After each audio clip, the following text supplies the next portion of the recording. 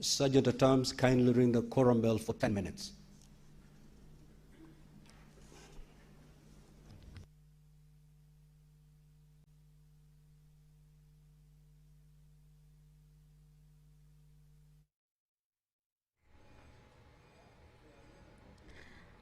The Speaker of the Senate has just taken the seat, and as you can see on your screens, there is no quorum to start the official business of the Senate, and has ordered for the bell to be rung. This is according to standing orders of the Senate. Standing Order 39, quorum of the Senate. The quorum of the Senate of the Committee of the Whole shall be 15 senators. The quorum at commencement of the sitting of the Senate, if there is no quorum present when the chair is taken at the time appointed for the sitting of the Senate, the Speaker shall immediately, after the prayer, order the bell to be rung for 10 minutes. If no quorum is present at the expiration of the 10 minutes, the Speaker may direct that the bell be rung for a further 10 minutes. And if there is still no quorum present, the Speaker shall adjourn the Senate forthwith to the next sitting. Allow me to continue taking you through the expected order of business according to the order paper this afternoon.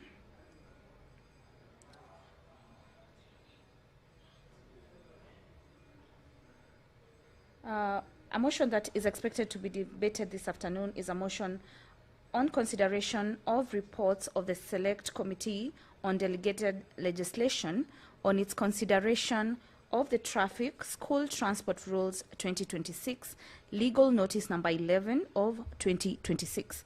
The Traffic Motor Vehicle Inspection Rules 2026, Legal Notice Number 13 of 2026, and the National Transport and Safety Authority Operations of Commercial Vehicles Regulations 2026, Legal Number 14 of 2026. This is by the Chairperson Select Committee on Delegated Legislation.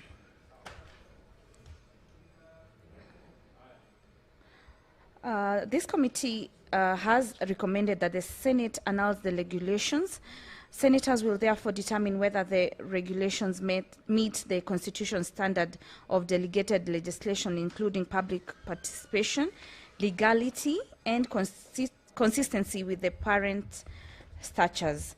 The outcome could have significant implication for school transport operators, commercial transport companies, vehicle inspection procedures, and road safety enforcement across the country.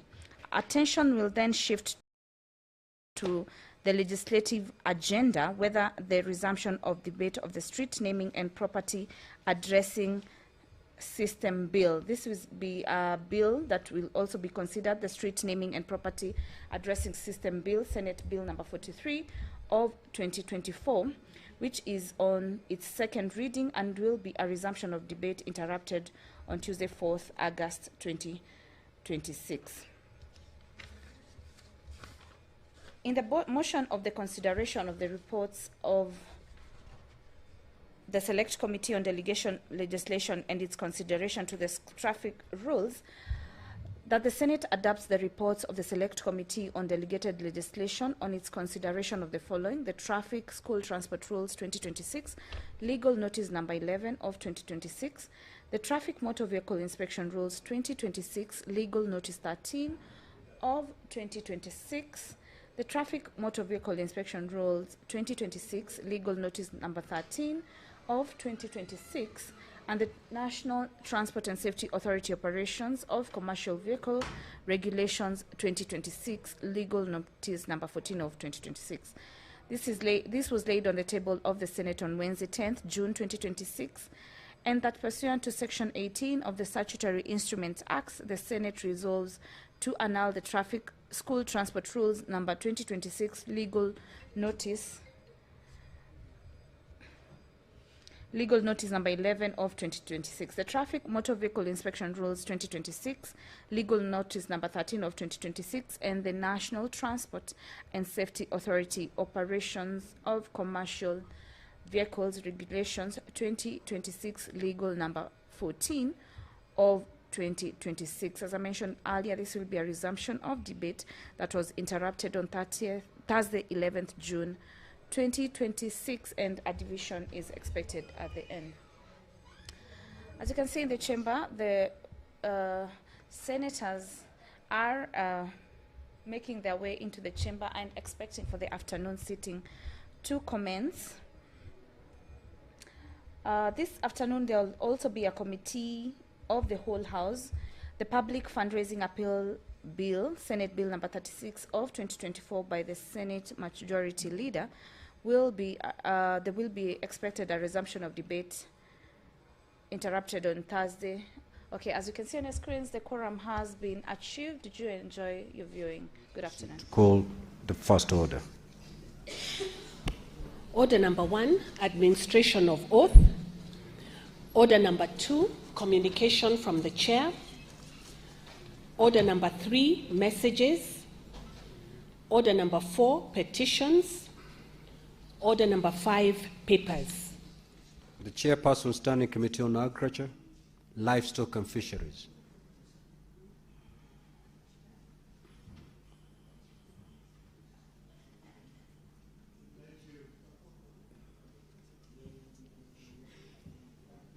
Thank you, Honorable Speaker. Mr. Speaker, sir, I beg to lay the following paper on the table of the Senate today, Wednesday, 5th August 2026. Report of the Standing Committee on Agriculture, Livestock and Fisheries on Stakeholder Forum on the challenges facing the sugar sector held at Mabanga Agricultural Training College in Bungoma County on 26th May 2026. Chairperson, Standing Committee on Agriculture, Livestock and Fisheries. Thank you, Honorable Speaker. The Chairperson, Standing Committee on Justice, Legal Affairs and Human Rights.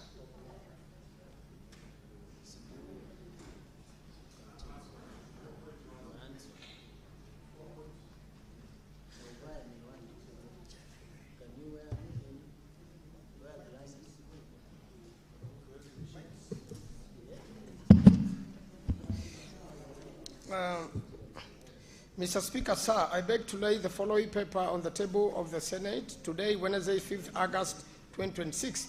Report of the Standing Committee on Justice, Legal Affairs and Human Rights, JLAC, on its consideration of the Constitution of Kenya Amendment Bill number 7 of 2026. On behalf of the Chairperson, Standing Committee on Justice, Legal Affairs and Human Rights. I thank you, Mr. Speaker. Next order.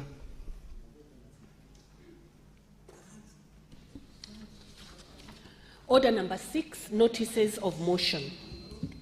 The Chairperson, Standing Committee on Agriculture, Livestock and Fisheries.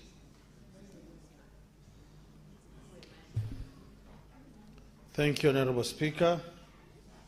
Notice of motion, report on the Standing Committee on Agriculture, Livestock and Fisheries on Stakeholder Forum on the challenges facing the sector held at Mabanga Agricultural Training College in Bungoma County on 26 May 2026.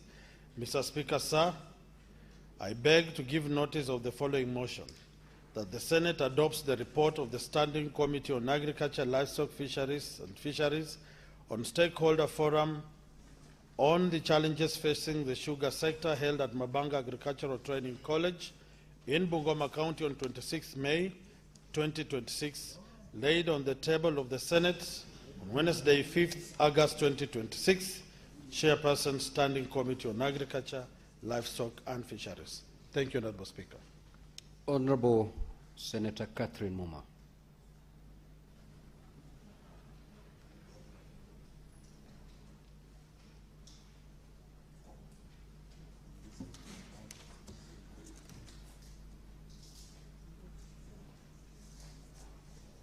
Honorable Speaker, I beg to give notice of the following motion, that aware that Article 43D of the Constitution guarantees every person the right to clean and safe water in adequate quantities and to reasonable standards of sanitation, cognizant that under the 4th schedule to the Constitution, county governments are responsible for county water and sanitation services, while national government is responsible for water resources management, policy and regulation under the Water Act 2016, and the National Water Policy provide the framework for universal, equitable and sustainable access to water and sanitation services, thereby requiring effective intergovernmental coordination to ensure equitable access to such services. Concerned that despite the existing constitutional, legal, and policy framework, many residents of informal settlements in Nairobi County continue to experience inadequate, unreliable, unsafe, and unaffordable access to water and sanitation services due to inadequate infrastructure, weak implementation, and insufficient investment in water supply and sanitation infrastructure and service delivery. Appreciating that expanding water and sanitation infrastructure, strengthening public-private community partnerships, and promoting community participation can significantly improve access to affordable, safe, and sustainable water and sanitation services within informal settlements. Now, therefore, the Senate resolves that the Nairobi City County Government, through the Nairobi City Water and Sewage Company, in collaboration with the Ministry of Water, Sanitation and Irrigation, the Athi Water Works Agency, the Water Resource Authority, and other relevant authorities, 1, develops and implements a county water and sanitation improvement plan with clear targets, timelines, and financing for expanding water and sewerage services to informal settlements. 2, strengthens water supply infrastructure, sewage networks, and sanitation facilities while promoting appropriate low-cost and innovative service delivery models. 3, establishes transparent regulatory and consumer protection measures to curb illegal water connections, exploitation through informal water vending, inflated tariffs, and unsafe water supply practices. And 4, deploys in collaboration with the Water Resources Authority adequate financial, technical, and institutional resources to restore and protect urban rivers and water catchment areas within Nairobi City County through strengthened enforcement against pollution, rehabilitation of riparian ecosystems, and sustained investment in water resource protection so as to ensure a reliable and sustainable supply of clean and safe water to all residents of Nairobi City County. Senator Catherine Muma, MP. Honorable Speaker, shall I proceed with the next? No, what are you holding? Sorry, I'm sorry. Is it a notice?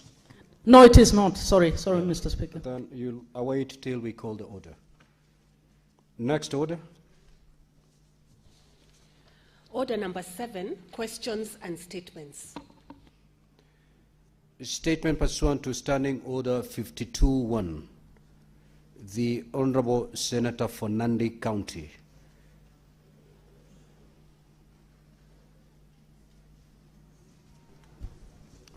Thank you, Mr. Speaker, sir. Statement on the outstanding performance of Team Kenya at the 2026 Commonwealth Games Glasgow in United Kingdom. Mr. Speaker, I raise pursuant to Standing Order 52-1 to make a statement on a matter of national concern, namely the outstanding performance of Team Kenya at 2026 Commonwealth Games held in Glasgow, Scotland. Mr. Speaker, sir, Kenya once again demonstrated its sporting excellence on the international stage, with Team Kenya securing 12 medals comprising 3 gold, 4 silver, and 5 bronze medals. The performance was headlined by exceptional displays in athletics, where Kenyan athletes reaffirmed the country's place among the world's leading sporting nations. Mr. Speaker, sir, Edmund Serem delivered one of the most remarkable performances at the Games by winning gold in men's 3,000 meters triple chase. His victory was even more sweet and significant by an extraordinary all-Kenyan podium sweep, with Simon Kiprop Koech taking silver and Leonard Kipkemoi Bet securing bronze. The achievement gave Kenya an historic clean sweep of all 3 medals in the event and demonstrated the remarkable depth of talent that continues to exist in Kenyan athletes. Matthew Kipchumba Kipsang added another gold medal for Kenya in the men's 5,000 meters, further reaffirming the country's enduring strength in middle and long distance running. Mr. Speaker, sir, in the women's 3,000 meters triple chase, Faith Cherotich, a newcomer, further underlined Kenya's dominance by winning gold and setting a new Commonwealth Games record. Her performance was a powerful demonstration of both individual excellence and continued strength of Kenya's tradition in both men and women's triple chase. Mr. Speaker, sir, the achievements extended beyond the gold medals. Stephen Ndangiru Kihu won silver in the men's 10,000 meters race walk, while Diana Wanza secured silver in the women's 10,000 meters, and Lillian Odira, I think comes from Migori, where Senator Eddy comes from, took silver in the women's 800 meters. Wycliffe Kinyamala added bronze medal in the men's 800 meters, while Timothy Cheruiyot secured bronze in the men's 1 mile. Irene Chepkemboy also claimed bronze in the women's javelin, demonstrating Kenya's ability to compete successfully beyond its traditional distance running events. Mr. Speaker, and this is the first female women javelin that has won as a country. Joshua Amunga Mboya's bronze medal in the men's 60 kilos weight lifting event was also equally significant. His achievements broadened Kenya's medal contribution beyond athletics and demonstrated the potential for Kenyan athletes to excel in other sporting disciplines when given the requisite opportunity, preparation, and support. Mr. Speaker, sir, these achievements are a source of immense national pride.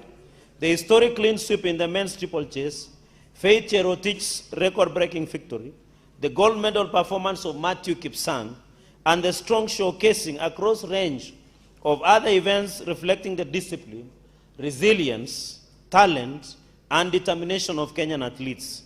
These are not merely individual accomplishments, they are national triumphs that have brought honor to our flag and demonstrated the extraordinary potential of our young people. Mr. Speaker, sir, it is therefore imperative that the success of Team Kenya be met more with an applause.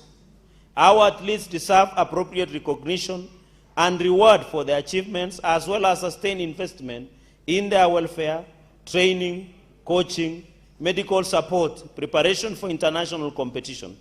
The government must ensure the athletes who bring honor to Kenya are supported throughout their careers, and their contribution in awards and other things should not be taxed by KRA, so that they can add to our national identity is properly acknowledged.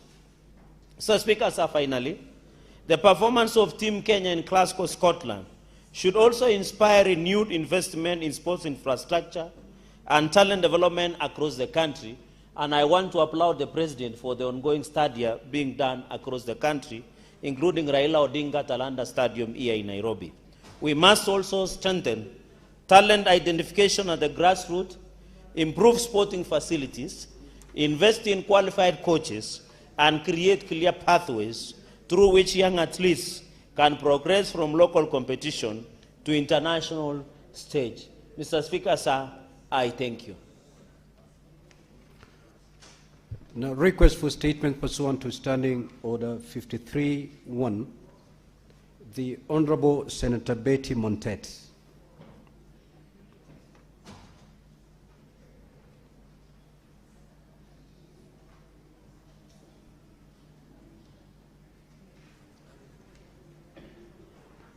Thank you, Mr. Speaker, sir.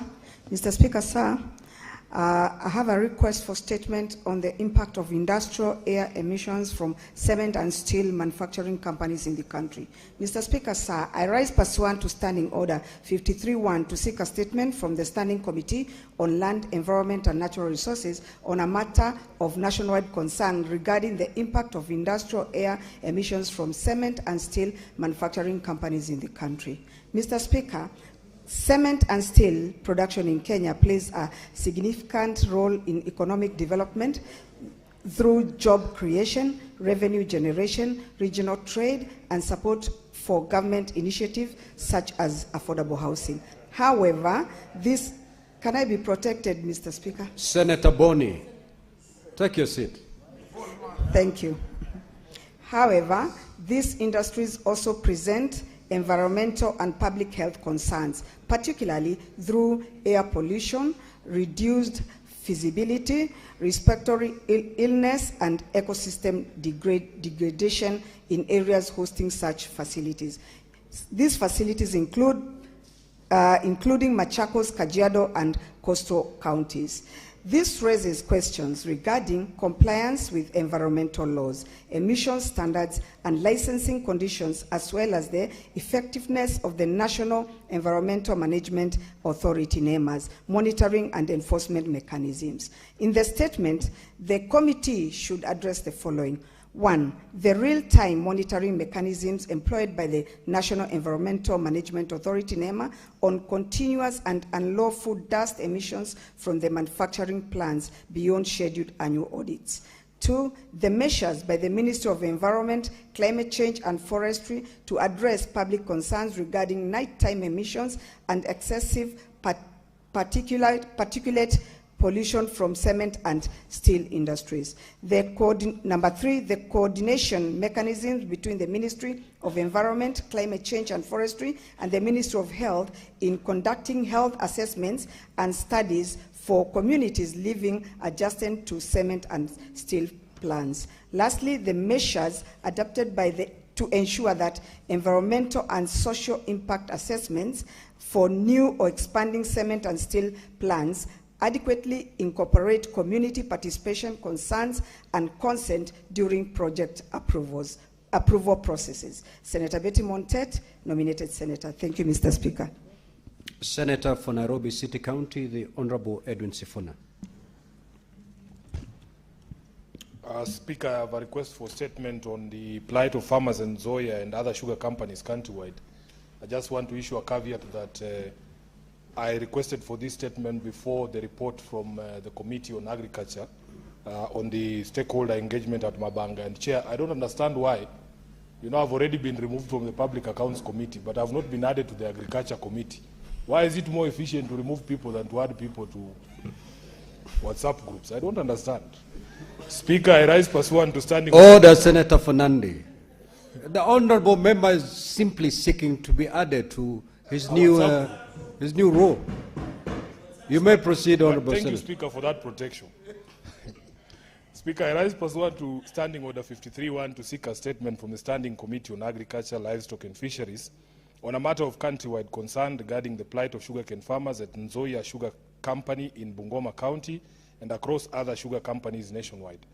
Mr. Speaker, sugarcane farmers continue to face historical arrears, delayed payments, corruption in access to harvesting permits, and poor welfare support.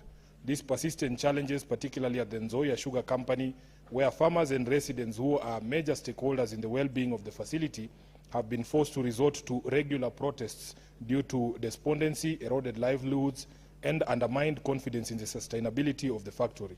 Such is the plight of the contracted cane farmers across the sugar sector countrywide. In the statement, the committee should address the following.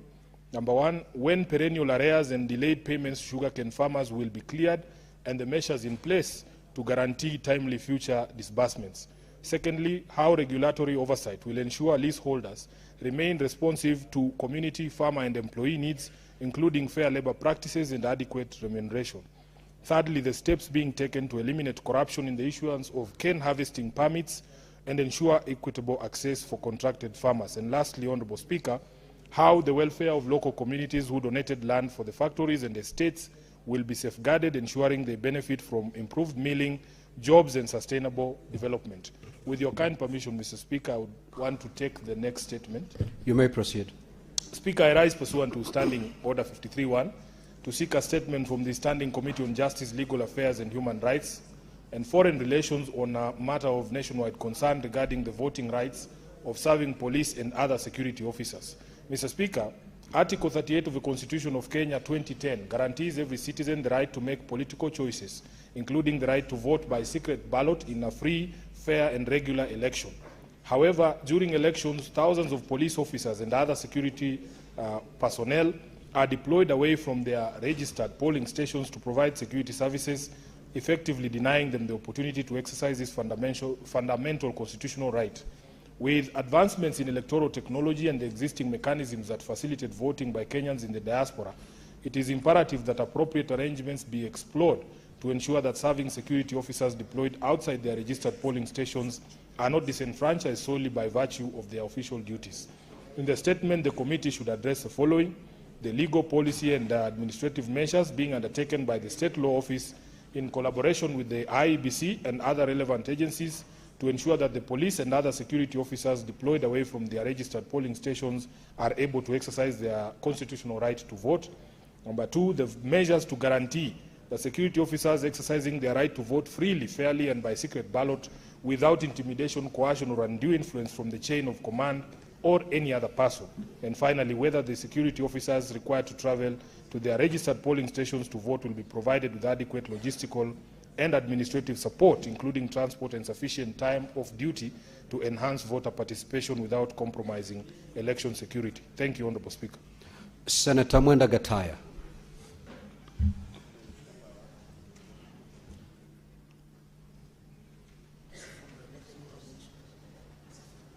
Thank you, Honorable Speaker. Honorable Speaker,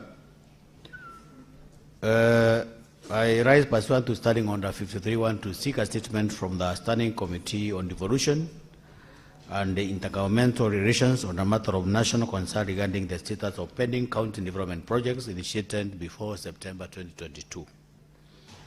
Mr. Speaker, sir, while devolution was intended to ensure the prudent use of resources and the community in service delivery, the frequent abandonment and inherited projects during leadership transitions undermine this goal.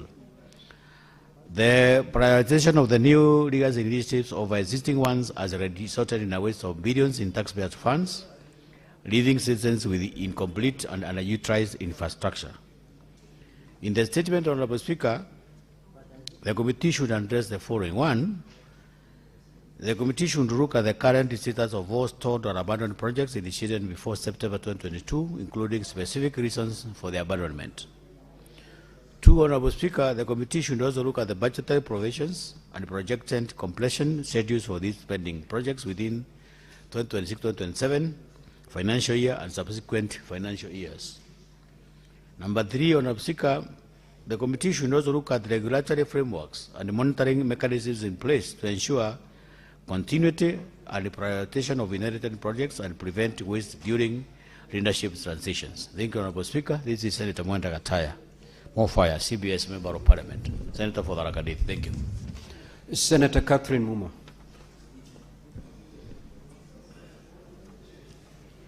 Thank you, Honorable Speaker. Placed a request for a statement on the regulatory failures to safeguard River Yala from environmental and ecological risks posed by illegal gold mining activities. Mr. Speaker, sir, I rise pursuant to Standing Order 53.1 to seek a statement from the Standing Committee on Land, Environment and Natural Resources on a matter of national concern regarding the regulatory failures by the Ministry of Mining and the National Environment Management Authority, NEMA, to safeguard River Yala from the environmental and ecological risks posed by illegal gold mining activities. Mr. Speaker, sir, mechanized dredging of River Yala by foreigners undertaking alluvial mining was a major issue raised by residents of Isulu Bushangala during a public hearing conducted by the Standing Committee on Land, Environment and Natural Resources on 29th June 2026 at Bushangala Secondary School in Ikolomani constituency, Kakamega County. During the meeting, the Principal Secretary in charge of mining, Mr. Kimtai, asserted that the Ministry of Mining has taken steps to halt the mining operations. The ongoing gold mining activities in River Yala by foreign nationals has exposed regulatory failures by the relevant authorities, particularly the Ministry and NEMA. Communities in Kolomani along River Yala continue to face contamination of water that serves as their source of livelihood, as well as the activities, as well as the destruction of riverbanks and adjoining farms. Left unchecked, the mining activities pose grave risks to River Yala and the Yala swamp wetlands, including toxic contamination, siltation, biodiversity loss, and downstream threats to Lake Victoria. In the statement, the committee should address the following: the circumstances surrounding the facilitation of foreign-led alluvial gold mining operations along the Yala River, and 1, whether the mining entities are operating pursuant to all the approval and licensing requirements of the Ministry of Mining and the National Environment Management Authority, NEMA. Whether the mining entities have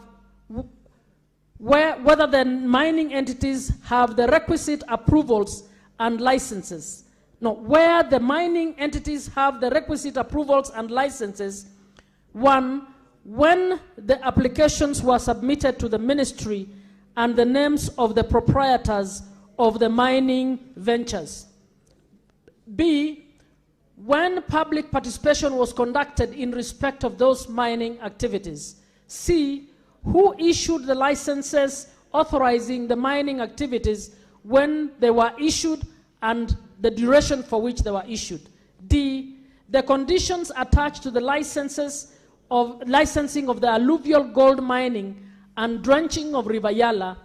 And D, E, whether all relevant approval and licensing documentation can be availed to the Senate. Number 2, whether the relevant laws and processes were followed during the establishment of the alluvial gold mining operations, and in particular, 1, whether the dredging machinery was lawfully imported into the country. 2, where the machinery was lawfully imported from, who authorized its importation, when the authorization was granted, and the circumstances under which it was granted. And B, whether all relevant importation and clearance documentation can be availed to the Senate. 3, how long the alluvial gold mining activities have been operational in River Yala and the quantity of gold mined during the period. 4, the amount of revenue, license fees, levies, and royalties paid to the government from the alluvial gold mining activities in River Yala. 5, the action taken against foreign nationals and companies involved where the alluvial gold mining operations were unlawful. 6, mercury use controls being implemented to address toxic contamination measures, to address the situation and threats to the Yala swamp wetlands and Lake Victoria fisheries, including harm to the health of persons in the affected communities. And 7, the disciplinary or legal action taken or proposed to be taken against officials found to have facilitated illegal licensing or failed to enforce environmental regulations along River Yala. Senator Catherine Muma, nominated senator. Thank you. Senator Chimera. Thank you, Mr. Speaker. This is a request for a statement on the implementation of the Magalani Busho Kilibasi water project in Kwale County. Mr. Speaker, sir, I rise pursuant to Standing Order 531 to seek a statement from the Standing Committee on Land, Environment and Natural Resources on a matter of county-wide concern regarding the implementation and operational status of the Magalani to Busho to Kilibasi water project in Makinon Road, Ward in Kwale County. Mr. Speaker, sir, the county government of Kwale implemented the above water project during the 2024-2025 financial year at an estimated cost of Kenya shillings 96 million to improve access to potable water. Despite this investment, residents of Mgalani, Busho, Kilibasi, Kaseve, and neighboring villages continue to experience acute water shortages, while several water kiosks constructed under the project remain non-operational. In the statement, the committee should address the following issues. Number 1, the implementation status of the water project, stating the approved scope of works, total project cost, procurement process undertaken, the contractor engaged, amount paid, and whether the project has been completed and commissioned.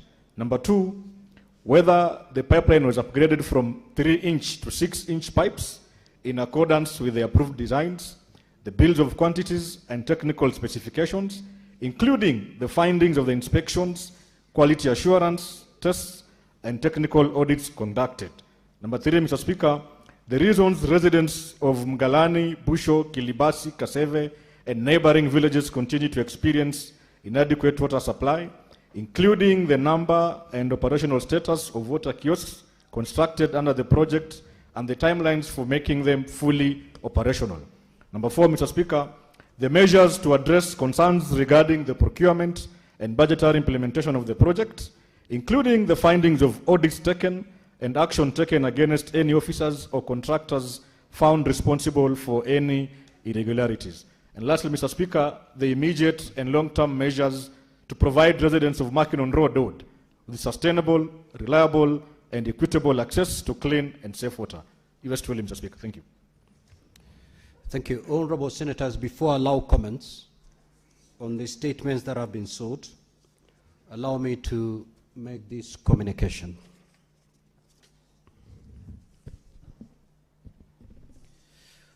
I would like to acknowledge the presence of a visiting delegation of 5 teachers and 52 students from Nyali in Mombasa County who are seated in the public gallery.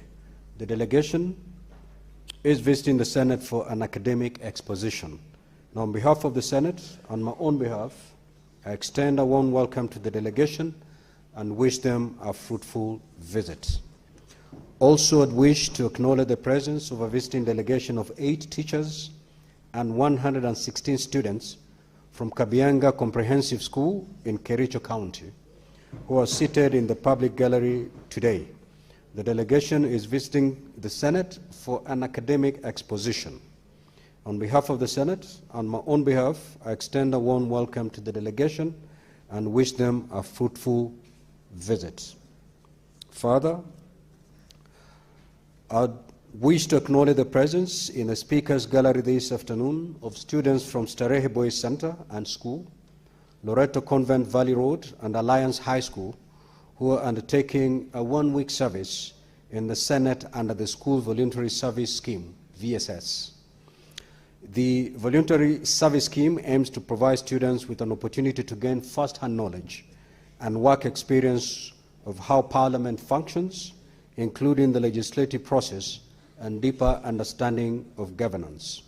In our usual tradition of receiving and welcoming guests to Parliament, I extend a warm welcome to them, and on behalf of the Senate and on my own behalf, I wish them a fruitful visit.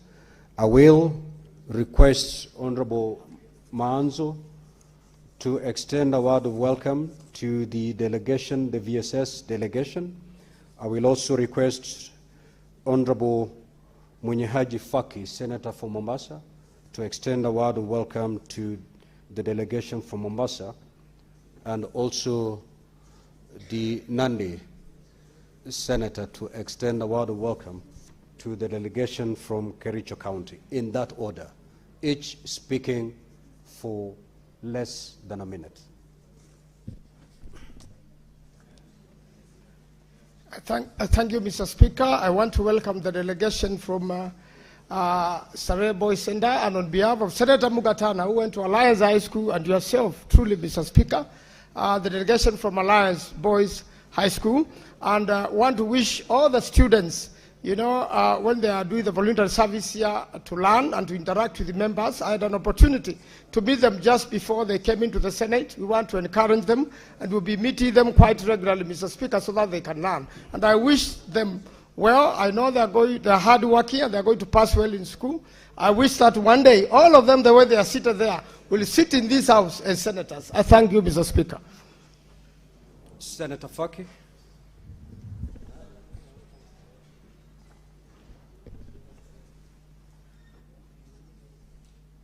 Thank you, Mr. Speaker. I just want to say, to join you in welcoming the Nyali comprehensive school, one of the best schools in the county of Mombasa. In the recent past, there have been some problems, but now the problems are over. Now they are back into the academic forum. Mr. Speaker, allow me to reserve the 30 seconds remaining to Senator Asige because she's an alumni of the school.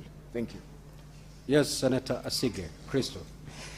Thank you very much, Speaker, and thank you to my head of delegation, Senator Faki, for the opportunity to also welcome Nyali Comprehensive School. Indeed, Speaker, I am an alumni of the school. I was at the school when it was called Mombasa Parents Club, and my father, Senior Counsel Japhet Asige, was actually a chairperson of the board in 88 to 89, and his name is somewhere on the walls of the school. So greetings from myself, greetings on behalf of my father as well, and I really do wish you a pleasant visit to the Senate. And I was also there, Speaker, severally last year, supporting them with their sports day, supporting them with activities with regard to technology-facilitated gender-based violence, and I hope that they recognize me, and if they were not part of those groups that I was meeting with last year and throughout this year, I pray that I will get another opportunity to meet this group as well. But in the meantime, welcome to the Senate. I hope that you do learn a lot from us, and that maybe some of you, if interested to be here, will also follow in the footsteps of myself and Senator Faki of Mombasa County. I thank you. Senator Fernandi. Mr. Speaker, on behalf, I want to extend a warm welcome to Kabianga Comprehensive School in Kericho County, which is my neighboring rural county, and to welcome them on behalf of their senator, who is the majority leader of the House, Senator Aaron Cheruyot Kipkirui, to warmly welcome them and assure them that the country we have is a country of equal opportunities. If you work hard, you work smart, and be God-fearing. We wish you the best, and may the Lord continue to bless you. Be disciplined, be focused, and you will get a chance to serve in this country. Mr. Speaker, I extend a warm welcome. I thank you very much. Thank you. I'm told he's an alumni of Kabianga School, so Senator Mogeni, you may take to the floor. Yes, Mr. Speaker, indeed I confirm that I'm an alumni of Kabianga High School. That's where I did my A-levels from 5, from 6. So I extend a hearty welcome, Mr. Speaker, sir, to the students of Kabianga High School in Kericho. Mr. Speaker, I enjoyed one of the best environments in Kabianga High School as a student, and I'm here now as a senator. I hope the students from Kericho, Mr. Speaker, will continue making the name of Kabianga to continue shining. Mr. Speaker, I wish them well in their visit to the Senate and urge them to continue working hard. They are our future leaders, Mr. Speaker. Thank you. Thank you. Now, Loreto Convent Valley Road and Starehe Boys Center School are in Nairobi County, and therefore I would request the Senator for Nairobi City County to extend his welcome. I thank you, Speaker. Over the past 4 years, we've received quite a number of delegations from Nairobi, and they insist that they be introduced or welcomed to the Senate by their senator, so that even if Senator Maanzo went to Starehe, he still remains a rural senator, and they insist on being invited by the city county senator. I take this opportunity, Honorable Speaker, because these two schools need no introduction. They are centers of excellence, to welcome these students. And I was asking myself, Speaker, because in your communication you always say that they are here to also follow our legislative business. I don't know if the clerks make available, for instance, the order paper, so that they can follow where we are in the proceedings of the day, so that they know when you call out questions and statements, that's why people are asking these questions that are being asked. But I hope that in the future the Senate can make it a more interactive process, so that these students who visit us can have a wholesome experience here. So I welcome them, and even though Alliance is in the neighboring Kiambu County, I will want to extend that invitation to them as well, although I didn't go to Alliance, Honorable Speaker. I thank you. Order, Senator Fernandi. Did you go to Alliance?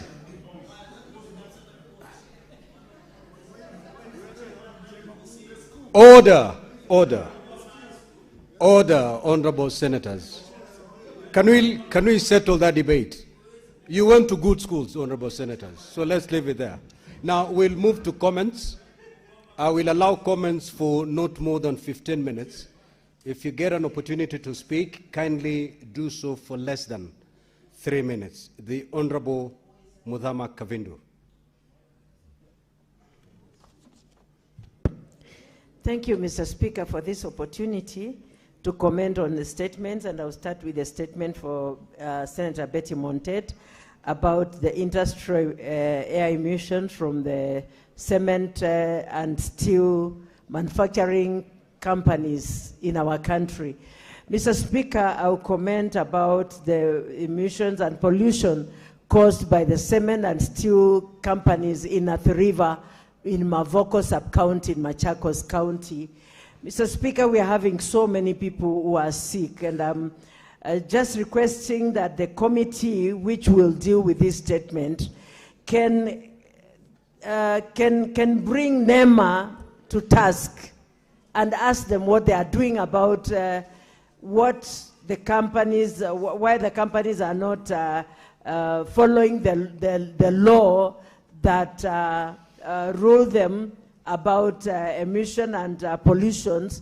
We are having so many people who are sick, and yet these people are just busy making money, and these people are getting sick and they have no money. When they go to hospital, they have to struggle to see what they will do. Many of them have died, Mr. Speaker, because of sicknesses and illnesses that are caused by the pollution of this cement and steels. And so, Mr. Speaker, I want to support this statement and tell the committee to really work on NEMA and Ministry of Health also, so that they can put everything in order and our people can live peacefully and healthy in our country. Thank you, Mr. Speaker. Senator Boni Halwale. Thank you for the opportunity, Mr. Speaker. Mr. Speaker, the issue raised by Senator Catherine Muma about a dredging machine that is doing gold mining in Ribayala, aka River Lukose, in Ikolomani and Shinyalu, is very serious.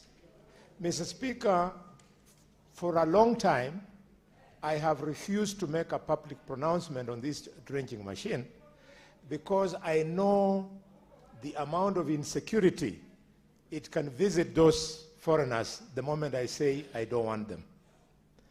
I want to tell the PS in charge of security, Raymond Omolo, to instruct assistant chiefs and chiefs to stop protecting those foreigners because, Mr. Speaker, at the end of 7 days from today, those foreigners will not be allowed to be in that river. Not by the state, but by us, because the law says those foreigners cannot be admitted. Mr. Speaker, we were quiet. Senator Boni. Yes, Mr. Speaker, sir. Senator Boni. Yes, Mr. Speaker, sir. Order, Senator Fernandez. I've keenly followed you. You're one of the seasoned senators in this chamber. And you have said that in 7 days, those foreigners will not be there. Not because of the state, not because of government, but because of you. Where do you draw that authority from? Thank you, Mr. Speaker. Mr. Speaker, allow me in response to draw your attention to the Constitution of Kenya. Mr. Speaker, Article 60, 61, and specifically, if you allow me to read so that I'm not misunderstood by the people who believe in twisting us. The Constitution says in 61 that all land in Kenya belongs to the people of Kenya, either collectively as a nation, as communities, and as individuals. Mr. Speaker, the area I'm speaking to, all the land is alienated. It belongs to individuals. If the state cannot protect our property, we will not sit back and watch as thieves walk away with our property. Members of the public, Mr. Speaker, with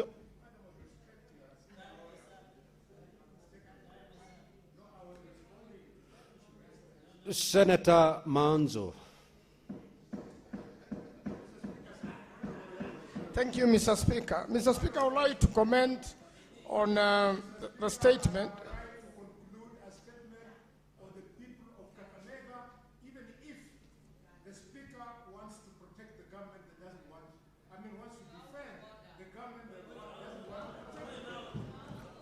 Now, order, honorable senators. Senator Boni, you're out of order. You're totally out of order. Kindly withdraw your last statement. The statement that is attributable towards the chair. The chair. So thank you, Mr. Speaker. Retract that. Yes. Thank you, Mr. Speaker. Statement. I want to retract that statement on condition that you allow me to conclude the issue of this dredging machine. Retract the statement first and don't give the chair conditions. Mr. Speaker, without any conditions, I'm retracting, and I beg that you allow me to speak to the Internal Security Ministry to know what we are going through. Okay, take your chair. Thank you. Take your seat. Take your seat. Take your seat, Senator Boni. Senator Manzo, proceed. Thank you.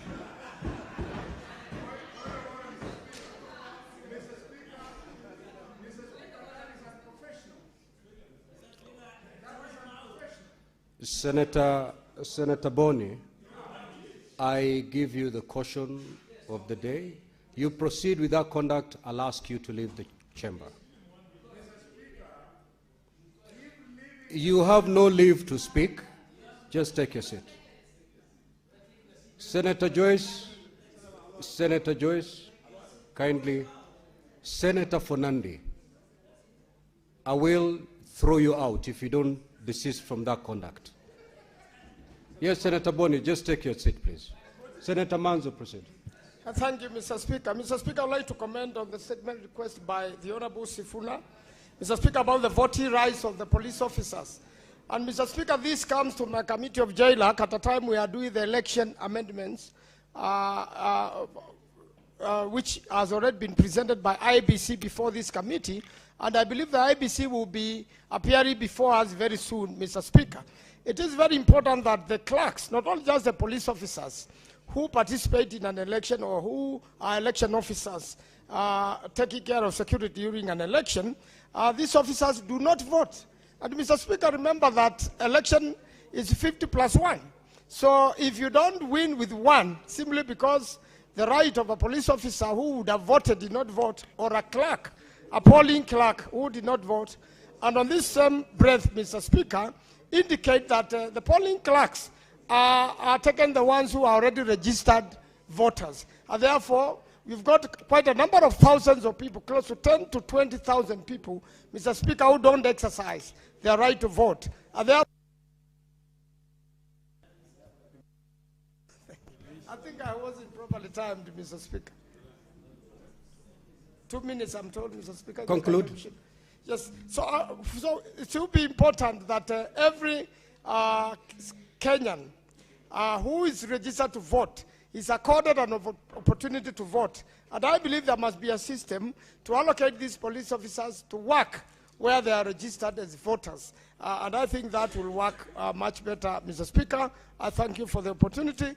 We hope this will be part of the amendments you are going to make sure that every Kenyan who wants to vote, Mr. Speaker, is not left out. I thank you, Mr. Speaker. Senator Mundigi. Okay, asante Bwana Spika kwa kunipa nafasi niweze kuchangia hoja ya Senator Simera Senator wa Kwale kuhusu mambo ya maji. Bwana Spika, mambo ya maji na mambo ya irrigation imeleta shinda kwa sababu hiyo wizara ni kama imesembea kazini, kwa sababu tumekuwa tukiona kila kona inalalamika mambo ya maji na mambo ya kilimo, na kaunti zingine kuko na shinda, hakuna maji ya kunywa ama ya kilimo. Na hiyo onje yake ni kama Embu County. Bwana Spika, kuna miradi kama hiyo, mradi moja uko Eriale Water Project, na ingine Kanywambora Water Project, na ingine Kamburu Tukiretire Water Project, na ingine Kidhemo Water Project. Watu wameumia. Hii ni mwaka wa 3. Mambo ya irrigation silianza, contractor wengine walilipwa pesa, wengine wakasembea kazini, wengine wametoroka, na mambo ya kuangalia kazi imeleta shinda. Kwa hiyo Bwana Spika, hii mambo ya wizara ya maji na irrigation imeleta shinda. Ningeomba kutengenezwa vizuri, kama hiyo onja yake ikienda kuangaliwa, pia kaunti zile zingine iweze kuonekana pesa ngapi zimepeanwa kwa hizo kaunti na kwa nini watu wamesembea kazini. Kwa sababu Bwana Spika, kaunti nyingi ilikuwa na matarajio mazuri na mambo mazuri ya mambo ya kilimo, mambo ya maji ya ukunywa, na ingine ya kutumia shule, mahospitali, na pia kwa familia imekuwa na shinda. Kwa hivyo Bwana Spika, ningeomba kamati ambaye ili itaenda kuangalia maneno weze kuangalia njia ile inafaa, na pia waziri wa irrigation weze kuitwa pamoja, tuweze kuona nini itapatikana, ndio nchi yetu ya Kenya uweze kuendelea, kwa sababu siku hizi kona zote ni mambo ya kilimo. Asante Bwana Speaker. Now, Senator Boni, because of my intervention while you're speaking, you lost 2 minutes.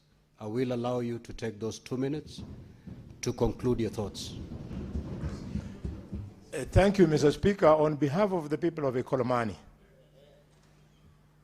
I truly want to thank this House through you. This is a very serious matter. As we speak now, 2 school children, class 8, have left school because they have been raped and made pregnant by these Chinese men, preying on the poverty of our people. Mr. Speaker, the security in some of our homes is now threatened because the Chinese are eating our dogs. It is not a laughing matter. And Mr. Speaker, protect me from the member of Nandi. Kakamega is not an extension of Nandi County. Senator Fernandi, may the good senator be heard in silence, please. You may proceed, Senator. Thank you for that protection, and the senator of Nandi better realizes that if he's looking for somebody to argue within my family, he can argue with my daughter, who is a better qualified lawyer than her, and my son, who is a better qualified lawyer than her. Senator Boni, time is running. Your time is running. Mr. Speaker, sir, I therefore request the security organs, especially local, assistant chief and chief, not protect me, Mr. Speaker, to recognize that the little money they are given by these people. What is the point of order, Senator Fernandi? And pause the time for Senator Boni, please. Mr. Speaker, understanding order 101 on contents of speech, did you hear the distinguished senator of Kakamega imputing that his children are better qualified than me, yet he is not a member of Law Society of Kenya? Where does he get the facts? Mr. Speaker, you know this Kalwale has gotten used to insulting and intimidating everybody. Me, I'm a dry collagen man. I'll not be intimidated by somebody consuming colorless liquid. Now, honorable senators, let us maintain decorum as we debate. Let that matter be settled. Conclude your thoughts. Thank you, Mr. Speaker. Mr. Speaker, I therefore, speaking to my cousins who are chiefs and assistant chief, plead with them to keep away from these foreigners, because you never know. since many of our children have been killed in these clashes, they might come out, and in the process, it looks like because of the defense Catherine and I are giving them, we are actually inciting them. We're just telling the state, we have nowhere to raise the issue. It is serious. One of the children who was shot is a total orphan who came and lived in my hands from stand 6 through to Form 4 as I educated him, until I took him to Shamberere TTI. He became an electrician, and he was killed by the police.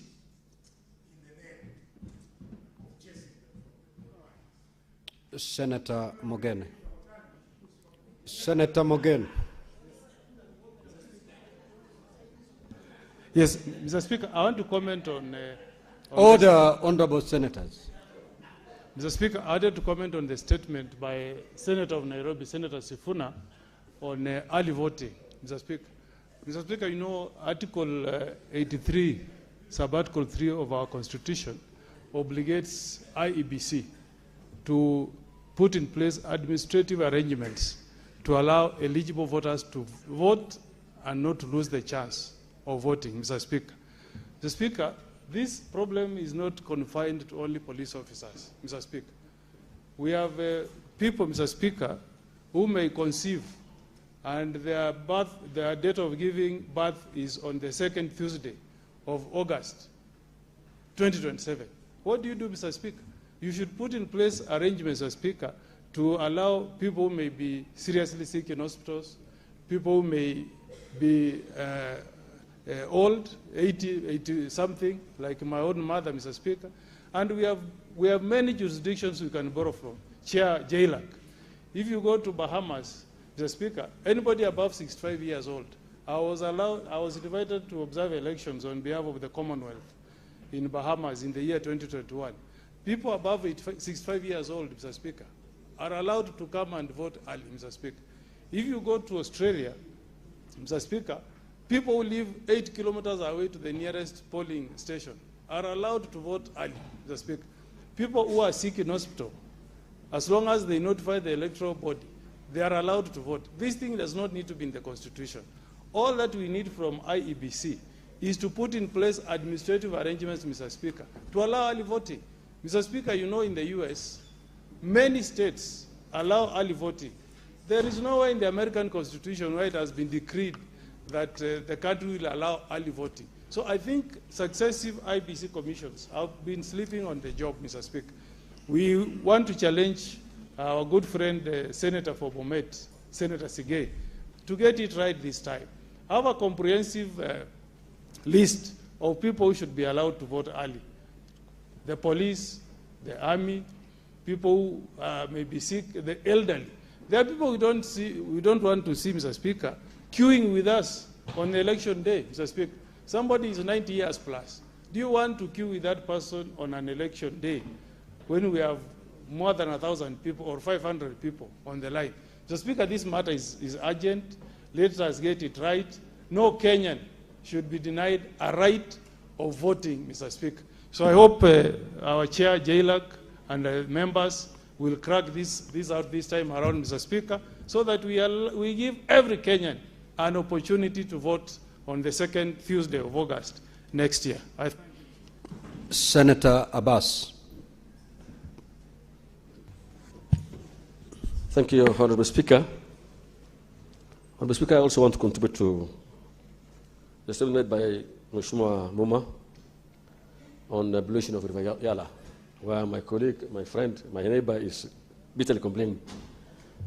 Honorable Speaker, it's not only River Yala that today is getting polluted. I think every part of this country, there's a lot of deforestation which is taking place. There's a lot of problems, the rivers are getting polluted. The river banks are not protected. Honorable Speaker, in the past, I have a background on the environment and natural resources. We used to have a limited required standards to protect rivers. That's about 50 meters or more than 30 meters. The river banks were not supposed to be removed. The trees are not supposed to be cut. But these days I can see the people, the farmers are blowing it up to the river. That causes a lot of erosion. Rivers are getting polluted. And as things are moving now, this country is going to face water shortage if we don't stop this kind of business. Of late, Honorable Speaker, we have been informed that foreigners have invaded our forests, logging trees in large number. And these are people who almost come for business. But of course, at the end of the day, it's only Kenyans who will have no water. And therefore, it's the time that this House must rise up and save this country. And I'll request the Committee of Lands and Environment and Natural Resources to take action immediately to intervene in these matters. As it is, Honorable Speaker, river catchments must be protected. Honorable Speaker, if you see, most of the big rivers like Tara River and Yala, the rivers are now flowing towards the lower part of the river where it flows. People are even not getting water now. The water is actually, if you go to other world, Honorable Speaker, you see rivers flowing in the midst of cities. And they're very, very clean environment and very clean water. But unfortunately, this country, we are just having polluted every river, be it passing through Nairobi or any other part of this country. Honorable Speaker, with those few remarks, I want to beg again that this House must rise and save the country, rivers and waters. Thank you so much. Senator Okech.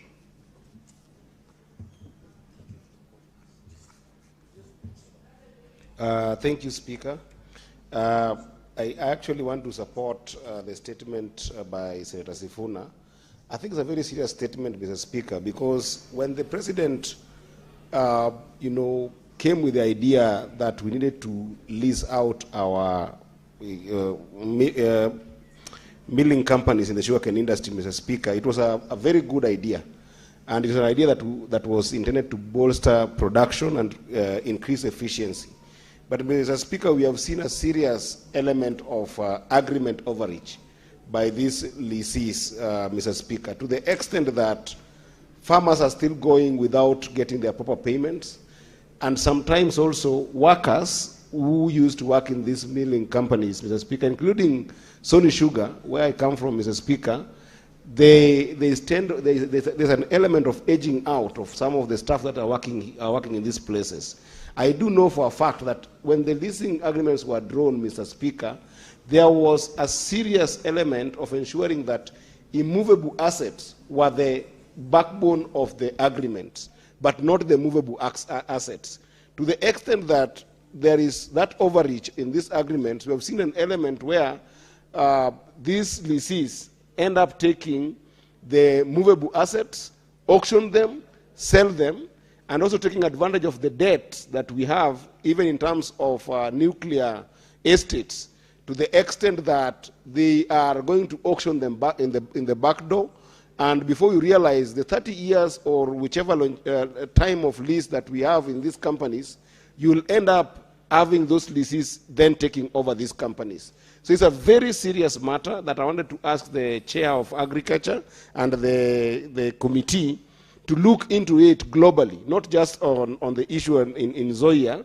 Just look at those arguments, the way they are drawn, and make sure that they give us a report that is comprehensive with regards to those agreements overreach. And Mr. Speaker, I think that I wanted to encourage Senator Sifuna that perhaps this statement could also be dealt with further by ensuring that there is perhaps a question to the relevant ministry who can then help us with proper data on how each of those agreements are being implemented. Lastly, Mr. Speaker, I wanted to just also add my voice in the statement that Senator Cherargei brought about our team that went to Glasgow. I think that our team have done always very well, but even the Glasgow, they did even better. And Mr. Speaker, what I wanted to say is that we always take glory and praise these teams that go and represent us very well outside the country. But when they come back, their conditions, their support system, their infrastructure. Senator Eddy, that statement was made pursuant to Standing Order 52-1. And your time is gone. Senator Recha.